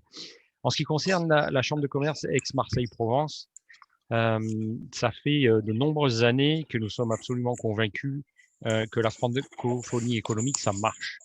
Nous travaillons depuis une dizaine d'années sur l'axe Afrique-Europe et nous savons bien qu'il y a un bruit de fond quelque part. Peut-être c'est moi qui ai un écho. Vas-y. Pardon. Donc, nous travaillons depuis une dizaine d'années sur cet axe de business Afrique-Europe, Europe-Afrique, et nous venons de le compléter depuis 2-3 ans, et Stéphane en a parlé, Stéphane Pipon, sur un travail que l'on fait sur un axe de business et de coopération Québec, Europe, Afrique, Afrique, Europe, Québec. Nous croyons beaucoup à ces triangulaires que nous avons l'opportunité de faire. La région sud, Aix-Marseille-Provence, la France en général et donc l'Europe, on est idéalement positionné pour servir de hub aux relations économiques mondiales avec l'Afrique. On y croit fermement, on travaille avec Stéphane Pipon sur cet axe-là. On a aussi commencé à initier des choses identiques avec un pays, et ça va vous surprendre peut-être, avec le Japon. Là, on sort de la francophonie économique, mais on est toujours sur ce rôle de pivot et de hub que peut représenter l'Europe, la France et la région sud au sein de la France. Donc cette stratégie, on la pousse, nous, Chambre de commerce Aix-Marseille-Provence, sur notre territoire, bien sûr. On a réussi à la faire partager totalement par les acteurs publics et privés du territoire, que ce soit la métropole, la ville, l'agence de promotion, Euroméditerranée, ce grand programme d'aménagement sur Marseille, mais aussi les grandes entreprises, membres notamment de ce qu'on appelle le top 20, c'est-à-dire les plus grandes entreprises du territoire, comme la CMA, la compagnie fruitière. On est vraiment maintenant dans une nouvelle relation avec l'Afrique, qui est vraiment dans une relation qui fonctionne dans les deux sens. On veut que les acteurs économiques de notre territoire, les entreprises investissent en Afrique, mais on veut que nos amis africains investissent sur notre territoire et qu'il y ait de la création de valeur des deux côtés. C'est tout le sens. Et là j'enchaîne avec Africa Link. Je prends ma casquette de délégué général d'Africa Link. C'est tout le sens de la création d'Africa Link. Africa Link n'est pas un club d'exportateurs, c'est pas non plus une plateforme d'échange virtuel. Ces deux outils existent, y compris chez nous, et font très bien le job. Africa Link, c'est une communauté d'entrepreneurs transnationales sur l'axe Afrique-Europe, Europe-Afrique. Et on fonctionne véritablement dans cet échange, dans cette communauté de destin, parce qu'on est convaincu que l'avenir de l'Europe est en Afrique et on espère que l'avenir de l'Afrique est en Europe. Ce n'est pas sûr. Et toute la question est là. On est convaincu que l'Afrique sera le moteur économique de la croissance de demain, quoi qu'il arrive, ne serait-ce que pour les raisons démographiques, et puis parce que la jeunesse africaine est de mieux en mieux formée, elle est extrêmement créative, on le voit notamment dans le domaine de l'innovation, cette vague de start-up africaines qui s'est levée et qui est absolument incroyable. Pas sûr que l'avenir de l'Afrique se fasse avec l'Europe. Nous, on veut que ce soit le cas, donc on se bat pour ça. Et la communauté Africa Link, c'est aujourd'hui 165 entrepreneurs, PME, avec 30%, 35% d'entrepreneurs qui sont des entrepreneurs africains, et on espère que ce pourcentage va augmenter. Et l'idée, c'est vraiment de créer des partenariats gagnant-gagnant sur un total pied d'égalité et qui fonctionnent vraiment en mode full business. Donc, on fait des missions quand on n'est pas en période comme on la connaît aujourd'hui, Covid.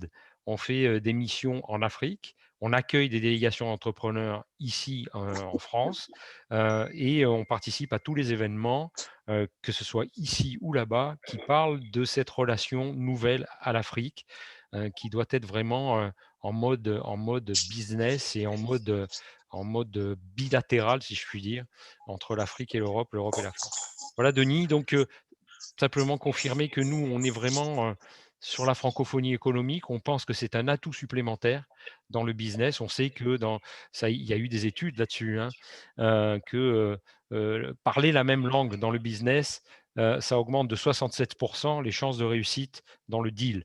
Et je prends un mot anglophone volontairement. Donc la francophonie économique, on y croit sur la coopération. Et c'est pour ça que la Chambre de commerce Aix-Marseille-Provence est si active au sein de la CPC-CAF, qui est, à notre sens, le réseau qui porte le mieux ce message-là. Et on y croit pour le développement des affaires et Africaning s'y emploie. Voilà, Denis, j'espère n'avoir pas été trop long et je ne pense pas avoir dépassé les 10 minutes auxquelles j'aurais dû avoir droit. Si Merci beaucoup, Denis. De toute façon, tout ce que tu n'auras pas dit pourra se retrouver dans la partie discussion et puis partager dans le cadre du replay. Normalement, nous devions passer au Luxembourg, mais malheureusement, le Luxembourg, Sabrina Axil qui devait nous rejoindre est malade du Covid, donc on n'aura pas Sabrina. Mais on va passer donc à la Bretagne. Si Annie Lemasson, accompagnée de Esther, peuvent intervenir, nous sommes très heureux de les avoir parmi nous. Non, je ne veux pas être ça. Annie, ton micro, s'il te plaît.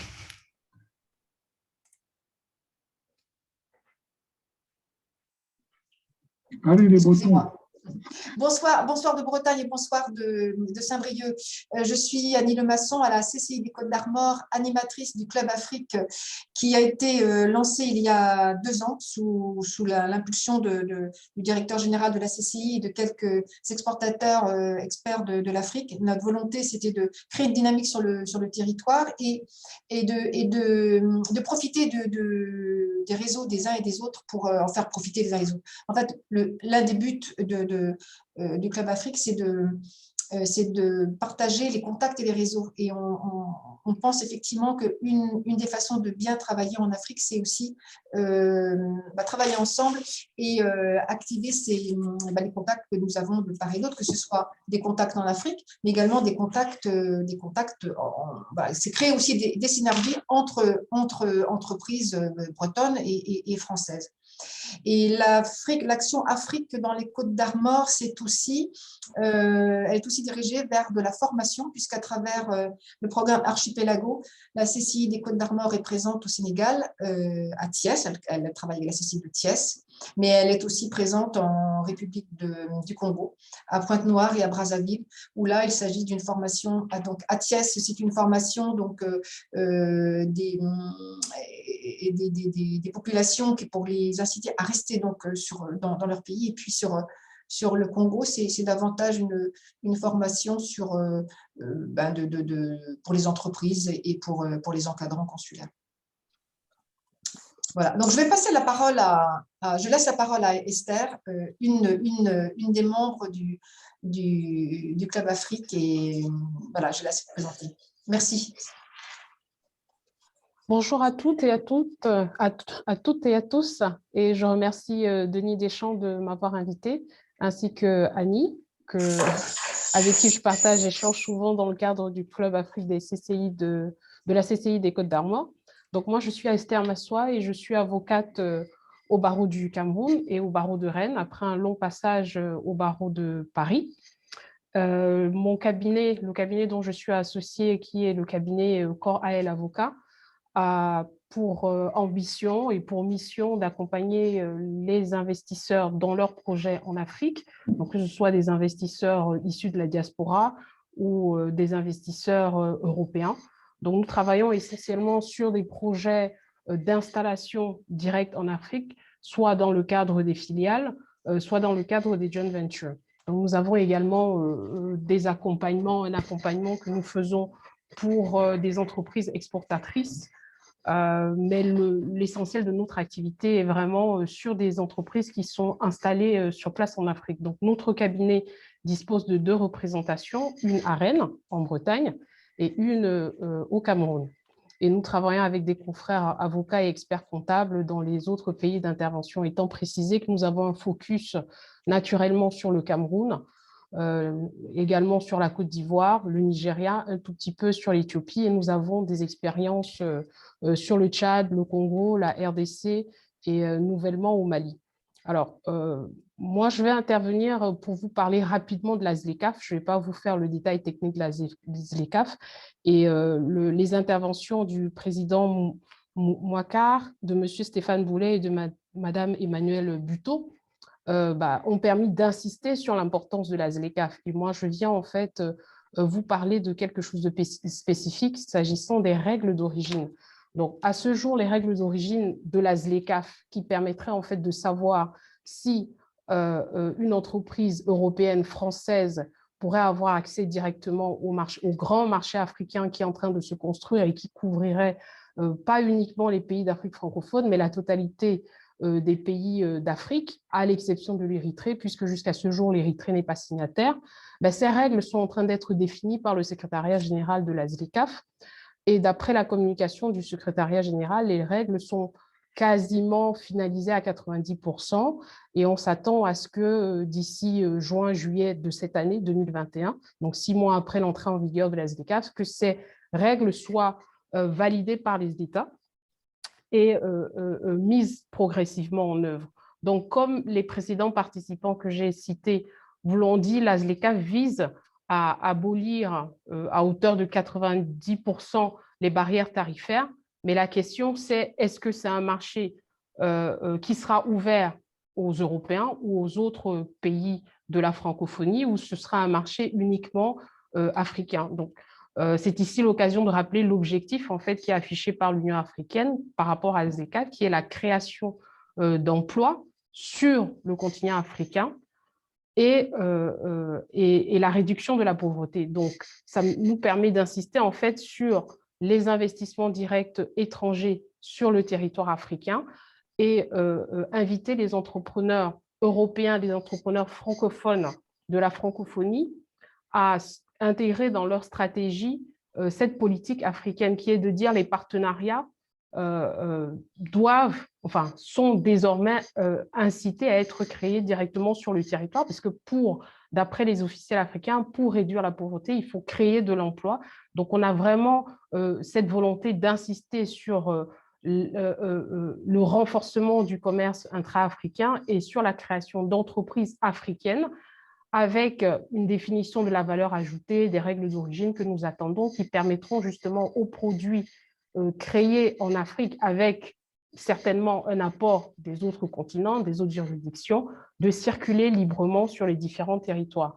Donc, mon intervention de ce jour dans le cadre du webinaire, c'est vraiment d'inviter tous les entrepreneurs présents, toutes les chambres de commerce à insister, une fois que ces règles d'origine seront connues, on espère d'ici avant la fin de l'année, donc ce qui est annoncé, c'est l'été 2021, d'insister sur la mise en œuvre de stratégies pour intensifier, accélérer ces investissements locaux. Et l'exemple que M. Boulet a pris par rapport aux entreprises de téléphonie mobile qui, sur place, ont su créer une valeur ajoutée propre aux différents territoires dans lesquels ils se sont installés et une valeur ajoutée dans le monde numérique qui aujourd'hui tire les économies africaines est très intéressante. Et nous avons, nous, la chance d'accompagner des entreprises bretonnes nous en avons une qui est spécialisée dans la construction, mais pour son développement en Afrique, a décidé de s'attaquer aux problèmes de l'énergie et à des investissements dans tout ce qui est l'énergie solaire. Et c'est un projet très intéressant qu'ils conduisent au Mali. Donc voilà l'essence même de mon intervention de ce jour dans le cadre du webinaire. Merci beaucoup Esther, c'est très important tout ce que tu dis là et je pense qu'on pourra en reparler parce que c'est des choses qui nous soucient tout particulièrement. Sans transition, on va passer de la Bretagne à Paris avec Estelle Gillot qui est là. Et voilà. Oui. À toi Estelle, salut. Bonjour à tous. Merci Denis de m'avoir associé à ce webinaire technique. Alors, j'ai l'avantage et l'inconvénient de passer un petit peu en fin de webinaire, mais le gros avantage, c'est d'avoir vu à travers toutes les interventions des uns et des autres que nous avons énormément de points communs et beaucoup de choses à mutualiser pour le bénéfice des échanges et du renforcement des échanges économique au sein de cette zone francophone, avec le continent africain en particulier. Alors, à la CCI Paris-Île-de-France, que je représente aujourd'hui, nous animons un comité d'échange Afrique-France, qui est donc un club d'entreprise, un réseau, comme un certain nombre d'entre vous animent également, et on est déjà en contact avec certains d'entre vous, qui regroupe depuis cette période, bon an, mal an, entre 30 et 60 entreprises de l'Île-de-France, essentiellement des PME et des TPE. Alors, on est tous d'accord sur le fait et le constat que l'Afrique, c'est effectivement le continent d'avenir. J'ai bien entendu, Denis, que l'Afrique est l'avenir de l'Europe et qu'on espère l'inverse également. Mais ça reste pas très évident encore. En tout cas, c'est le constat que nous on fait pour des entreprises françaises. D'aborder le continent africain, de comprendre comment approcher ces marchés, cette variété de marchés, comment y nouer des partenariats et comment surtout y aller et se développer dans la durée avec une logique complètement différente. Le continent africain a changé dans sa globalité, avec énormément de disparités, mais quand même globalement a fait des bonds énormes dont les entreprises françaises aujourd'hui n'ont peut-être encore pour un grand nombre pas encore pris conscience. Et donc, nous, un des axes sur lequel on insiste beaucoup dans le cadre de notre activité et de l'animation du comité d'échange, c'est l'information. Continuer à informer et faire croiser les expériences tant de la part d'entrepreneurs africains ou d'acteurs économiques basés en Afrique que d'entreprises françaises qui se sont développées ou qui ont développé des partenariats avec des entreprises africaines qui se sont implantées en Afrique. Donc, je rejoins beaucoup des interlocuteurs d'aujourd'hui sur la nécessité de préparer, d'informer, d'adapter dans les deux sens et surtout de continuer, malgré la situation actuelle, de continuer à encourager et faciliter les échanges, quand bien même ils sont digitaux. On a fait des tests cette année, en 2020, sur essayer de continuer à faire des réunions, même si elles étaient en digital. On voit la limite quand même, même s'il y a une forte évolution dans les pratiques. On voit une vraie limite et toujours un besoin d'être en contact direct. Donc, on espère que tout cela pourra revenir.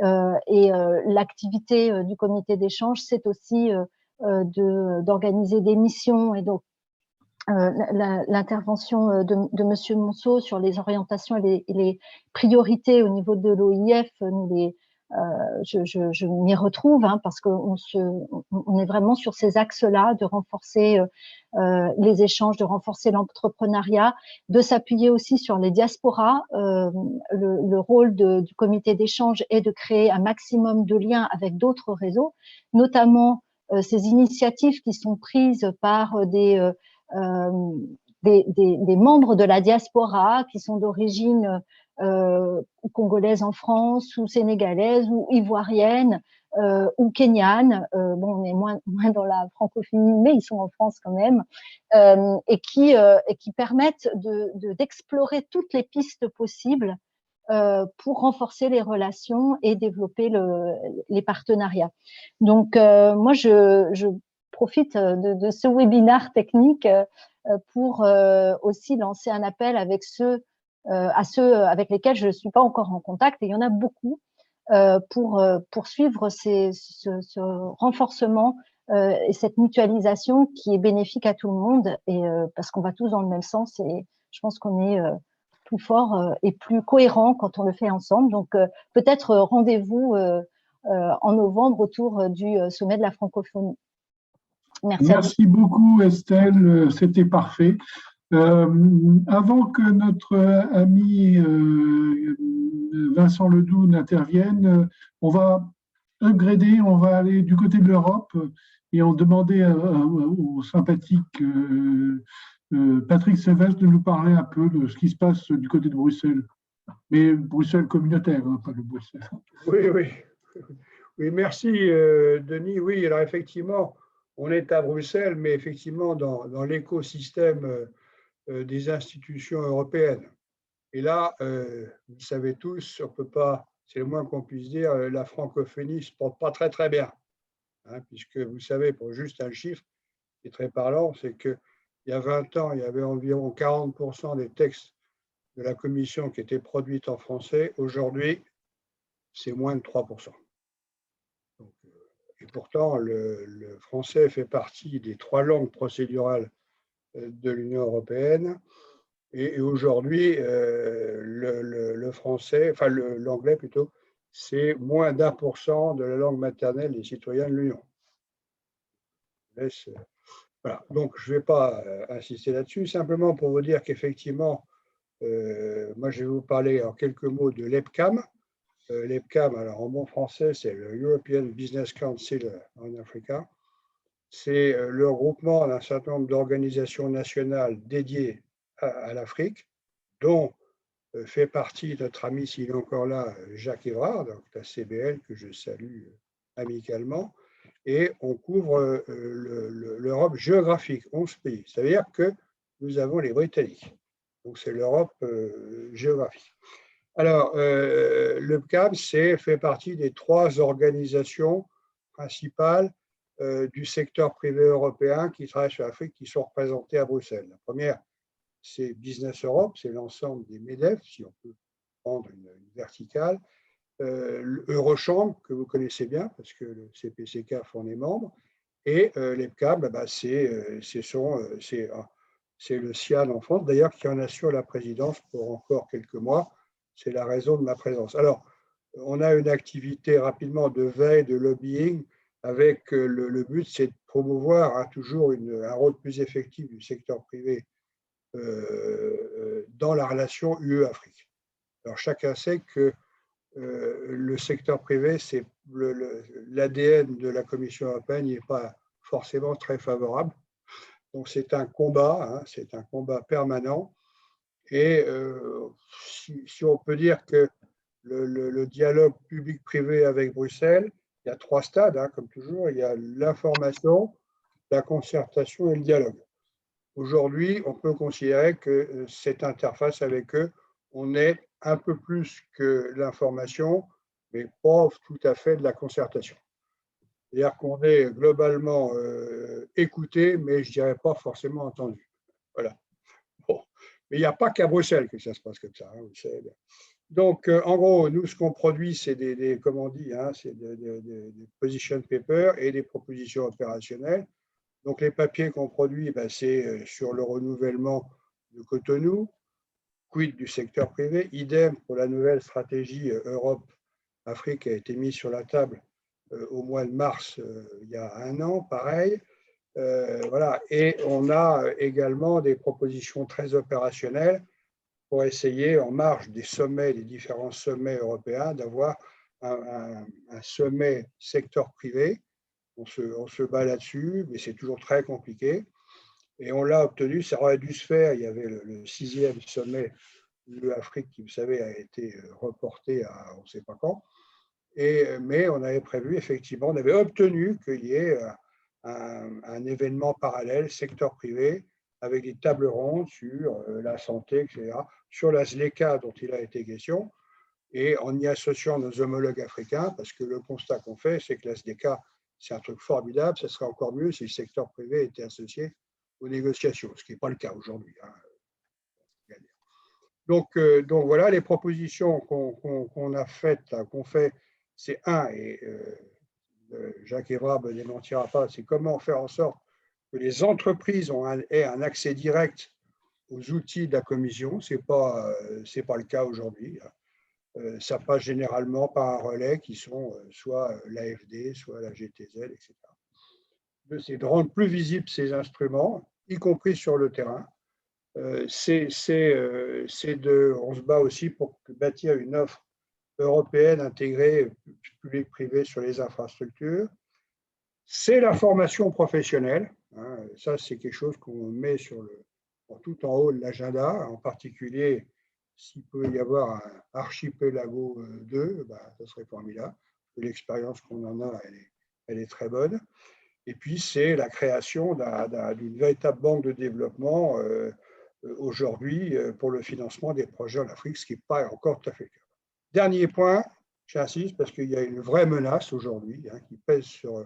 Et là, je pense que la francophonie, c'est un message que je lance, a un rôle à jouer. Il y a aujourd'hui à Bruxelles une vraie menace. Il y a un projet de loi qui est à l'étude, qui a été lancé par le Parlement, et qui reprend une loi française qui existe depuis 2 ans, qui est la loi sur le devoir de vigilance, et qui tendrait à rendre pénalement responsables les entreprises européennes à l'international, donc en Afrique en particulier, qui seraient rendues pénalement responsables de tous les agissements ou manquements contre les droits de l'homme, les droits sociaux, les droits environnementaux dans toute leur chaîne de valeur, y compris leurs fournisseurs, leurs clients, leurs sous-traitants. Donc, si ça se fait, ça va donner un coup de frein énorme aux investissements français en Afrique, tu veux t'en venir. Bon. Et en plus de ça, c'est quelque chose qui n'est pas… L'Afrique a plus à perdre qu'à y gagner. En plus, c'est une façon de déresponsabiliser les gouvernements africains, c'est de passer au-dessus des dispositifs législatifs africains, c'est-à-dire que n'importe qui pourra traduire une entreprise dans les tribunaux. Donc moi, je lance un message parce que je pense que la francophonie devrait avoir un petit peu son mot à dire et proposer aussi quelque chose on n'est pas contre l'idée d'un meilleur respect des droits, bien évidemment. On ne va pas supprimer cette loi, parce qu'on sait que malheureusement, les opinions publiques européennes y sont favorables, et on est en campagne électorale dans un certain nombre de pays. Voilà, il faut que vous soyez très conscients de ça, parce que la loi française s'adressait à des entreprises de plus de 5000 personnes.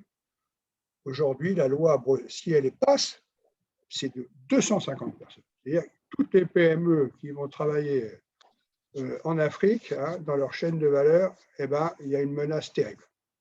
Voilà. Je ne voudrais pas être beaucoup plus long que ça, pas vous faire peur, mais il y a péril dans la demeure. Merci Patrick. Tu es arrivé à nous faire peur, c'est très bien. Mais bon, c'est vrai qu'il y a des règles de compliance, c'est toujours un peu compliqué. C'est vrai que c'est des règles dictées par nos amis américains souvent. Là, pardon de te couper, elles sont inspirées par nos eurodéputés français. Alors, je vais quand même… les Verts. D'accord. Bon. Mais je vais en profiter pour passer la parole à un député français, pas eurodéputé, mais un député français, qui est Vincent Ledoux. Alors, ne te sens pas mis en cause du tout, Vincent. Tu es libre d'intervenir comme tu le souhaites. Merci Denis. Alors tout d'abord, félicitations à l'OIF et à la CPCCAF pour l'organisation de cette rencontre qui est toujours très enrichissante, même si vous êtes entre techniciens. Moi, je n'ai pas eu le sentiment d'être complètement à l'écart et je m'inspire beaucoup de ce que je peux entendre. Alors, plusieurs points de cette rencontre. Tout d'abord, sur le français, qui reste un outil et un vecteur tout à fait puissant, même si on doit rester prudent et pas lancer des cocoricots de très haut niveau, parce que non seulement nous subissons une concurrence d'autres continents, d'autres pays, d'autres langues, mais parce que sans doute notre superbe est moins importante qu'elle ne le fut par le passé. J'ai aussi retenu que nous étions tous sur les mêmes segments, tous convaincus à peu près des mêmes objectifs, tous convaincus de l'importance d'épaissir le lien entre la France et l'Afrique, ou du moins entre l'Europe et l'Afrique, mais qu'en même temps, il y avait plein de choses à foison, de choses très, très intéressantes qui se faisaient, parfois sans coordination, sans cohérence, sans mise en cohérence et sans mise en synergie, parce que je pense qu'encore une fois, la synergie est un levier puissant, important pour donner encore plus de croissance à notre relation. Enfin, j'ai aussi entendu le fait que l'Afrique restait un continent, je reprends l'expression de la dame de la CCI de Paris tout à l'heure, pas évident pour toutes les entreprises, c'est vrai. C'est vrai qu'il y a encore beaucoup de pédagogie à faire pour faire tomber un certain nombre de tabous sur le continent africain, un certain nombre d'a priori, et que beaucoup d'entrepreneurs n'ont pas cette appétence à aller découvrir ce continent et peut-être aussi parfois à se remettre en cause pour reprendre l'expression tout à l'heure de la fabrique de l'exportation, c'est bien ça le terme de… Hein, c'est la fabrique de l'exportation. Il faut y aller en cassant un certain nombre de codes, mais aussi en s'adaptant au mieux, finalement, aux réalités d'un marché tout à fait singulier et particulier. Alors, sur le fait de la nécessité à chaque fois de rappeler l'importance des droits de l'homme, vous savez quand même que nous sommes en France un pays historiquement des droits de l'homme. On aime aussi beaucoup évoquer cela dans nos relations diplomatiques et économiques. Demain, jeudi plutôt, à l'Assemblée nationale, nous voterons un accord avec le Japon et tout à l'heure, nous étions avec une collègue qui doit rapporter sur le sujet et qui évoquait par exemple la difficulté des couples binationaux face à la justice japonaise qui est très dure, très très sévère en matière de garde d'enfants. Et c'est un des points de friction entre la France et le Japon. Alors pour autant, ça ne met pas à bas l'importance du lien économique entre nos deux pays, mais pour autant, c'est un sujet qu'il faut, même quand on parle économie, évoquer, parce que quand on est entre amis, entre partenaires, on doit se dire, y compris les choses qui fâchent, et c'est vrai dans les deux sens, c'est-à-dire c'est vrai aussi de nos partenaires qui doivent aussi être en capacité de pouvoir nous dire un certain nombre de choses. Donc je retiens le fait, pour ne pas prendre trop de temps aujourd'hui, moi, je reste convaincu que ce sur quoi vous êtes aujourd'hui connecté et ce pourquoi vous êtes fait reste tout à fait valable. C'est-à-dire qu'il y a une vraie pertinence à développer la relation de pair à pair, de chambre de commerce à chambre de commerce, tout en descendant au plus bas de l'échelon. Pour vous dire que l'Afrique, même s'il est encore un continent fantasmé, parfois qui peut faire peur d'abord aux entrepreneurs français, je peux vous dire qu'ici, en France, il y a beaucoup de jeunes qui sont passionnés par l'Afrique. Alors, ce n'est pas des jeunes qui sont bobos, qui fument le chanvre et qui se disent « tiens, on va aller vivre autre chose sur un continent qui semble être ouvert à plein d'opportunités possibles ». Non, non, c'est des jeunes très, très bien. J'ai eu un webinaire la semaine dernière, vendredi dernier, avec 6-7 jeunes qui avaient tous pour… point commun d'avoir un lien de sang avec l'Afrique. Alors, ils étaient soit métis, soit de la diaspora africaine en France, tous jeunes professionnels, alors plutôt dans le domaine financier, économique, du droit, il y avait des avocats, tous entre 25 et 35 ans, tous de tête bien faite, et qui avaient envie de mener une réflexion collective pour agir demain sur les politiques publiques, estimant que des jeunes trentenaires avaient des choses à dire pour renouveler la diplomatie française, pour renouveler la structuration de l'aide publique au développement, pour renouveler le lien avec l'Afrique, et notamment tous évoquaient cette idée que l'interpersonnel, je pense que quelqu'un l'évoquait tout à l'heure de manière très très juste, quand on parle avec l'Afrique, on parle forcément de manière affective, on parle avec beaucoup d'empathie, et donc cette idée de l'affectivité qu'on met dans la relation, y compris la relation économique, qui pourrait de prime abord être simplement économique et donc privée de tout affect, ne peut pas fonctionner quand on vous parle avec des partenaires africains. Et moi, je pense qu'il y a une nécessité absolue pour la France de mieux coordonner ses actions, puisque le président de la République fait de l'Afrique une priorité de sa diplomatie, pas simplement économique, mais de sa diplomatie française. Il y a vraiment une urgence absolue de coordonner toutes les actions qui se font dans notre pays, qui sont souvent de très belles actions, mais qui manquent justement de liens entre elles. Alors, j'ai fait un certain nombre de propositions, et Denis les connaît, et certains d'entre vous aussi. J'étais allé à Marseille auprès d'Africa Link et de la Chambre de commerce pour évaluer combien la stratégie Marseille était extrêmement intéressante. Mais il n'y a pas que Marseille. Hein. Je vois aussi les expériences qui sont menées dans les chambres de commerce que nous avons eu le plaisir d'entendre tout à l'heure. J'étais aussi surpris d'entendre que Genève avait écrit sa stratégie africaine alors que les chefs d'entreprise l'avaient précédée depuis un certain nombre d'années. Donc on sent bien qu'on est en train d'écrire un certain nombre de choses, que ces choses vont épaissir le lien, mais que les Africains ne nous attendent peut-être plus comme ils nous attendaient auparavant. Et je pense que vous êtes suffisamment avertis pour avoir pris connaissance de la dernière note du CIAN qui montrait effectivement la baisse d'influence de la France auprès des décideurs africains, notamment des entrepreneurs africains, et puis aussi plus largement, je pense, auprès de l'opinion publique. Il ne faut pas perdre la bataille de l'opinion publique africaine, et notamment de la jeunesse. Et c'est la raison pour laquelle les jeunes Africains qui sont en France, ou les jeunes Français qui veulent se tourner vers l'Afrique nous seront extrêmement utiles parce que c'est eux qui vont écrire la nouvelle partition à venir dans le monde de l'après-Covid. Donc moi, je vais essayer d'ailleurs de vous mettre en relation à travers Denis avec cette espèce de think tank avec lequel j'ai discuté, qui a pour ambition d'entreprendre une nouvelle relation avec l'Afrique, avec des jeunes qui sont complètement optimistes, enthousiastes et qui ont envie de faire des choses.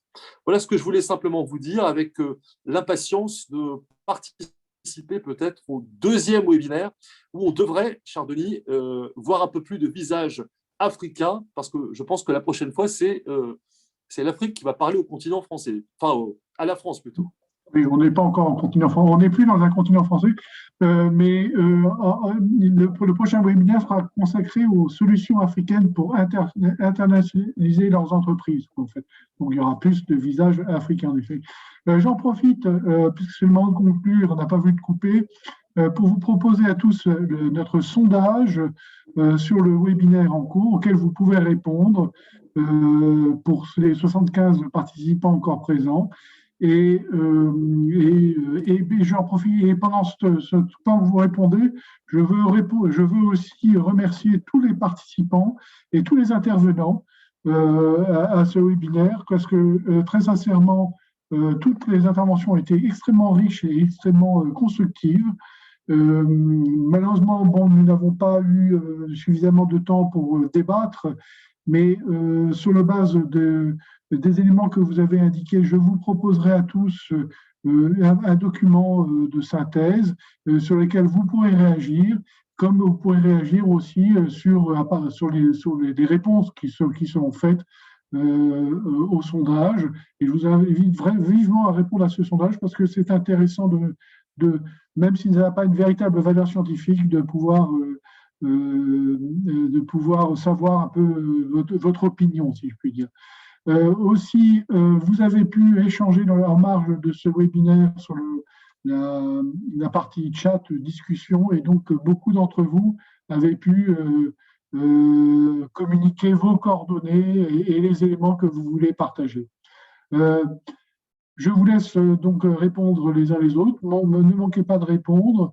Le temps que vous partiez les uns après les autres, après avoir répondu, je vous renouvelle vos remerciements, je renouvelle les remerciements. J'adresse les remerciements également à toute l'équipe de la CPC-CAF, en particulier Gaël Chambard, Maïder et notre stagiaire Maïder Massé et notre stagiaire Nicolas Viossa, parce que ceci a été aussi un grand moment pour organiser ce webinaire.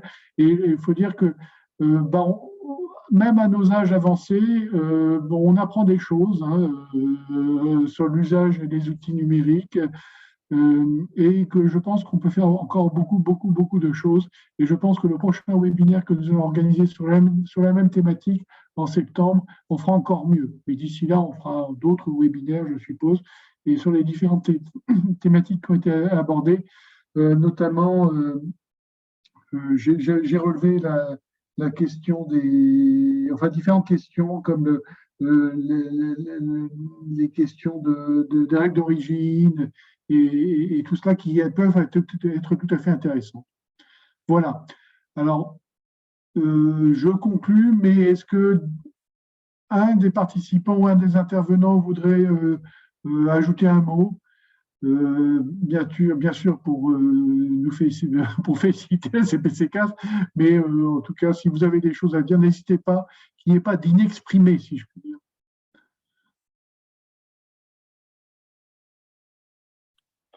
Denis?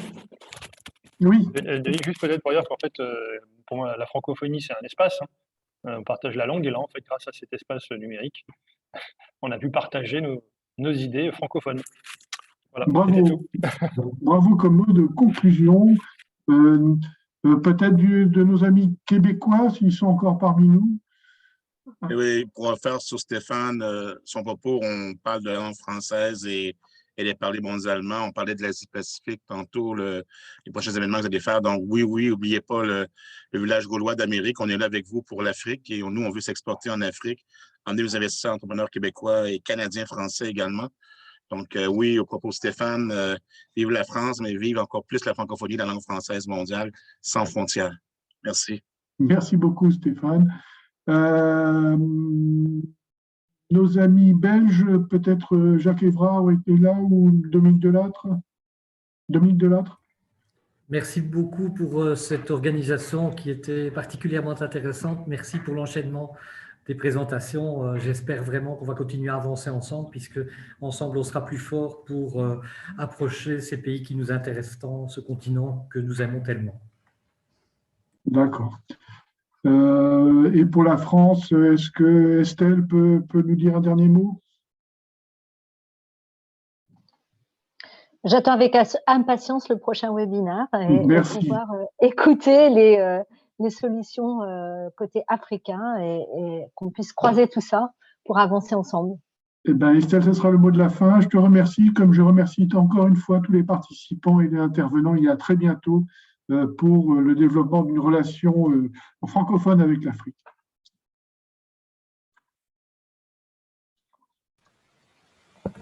Merci.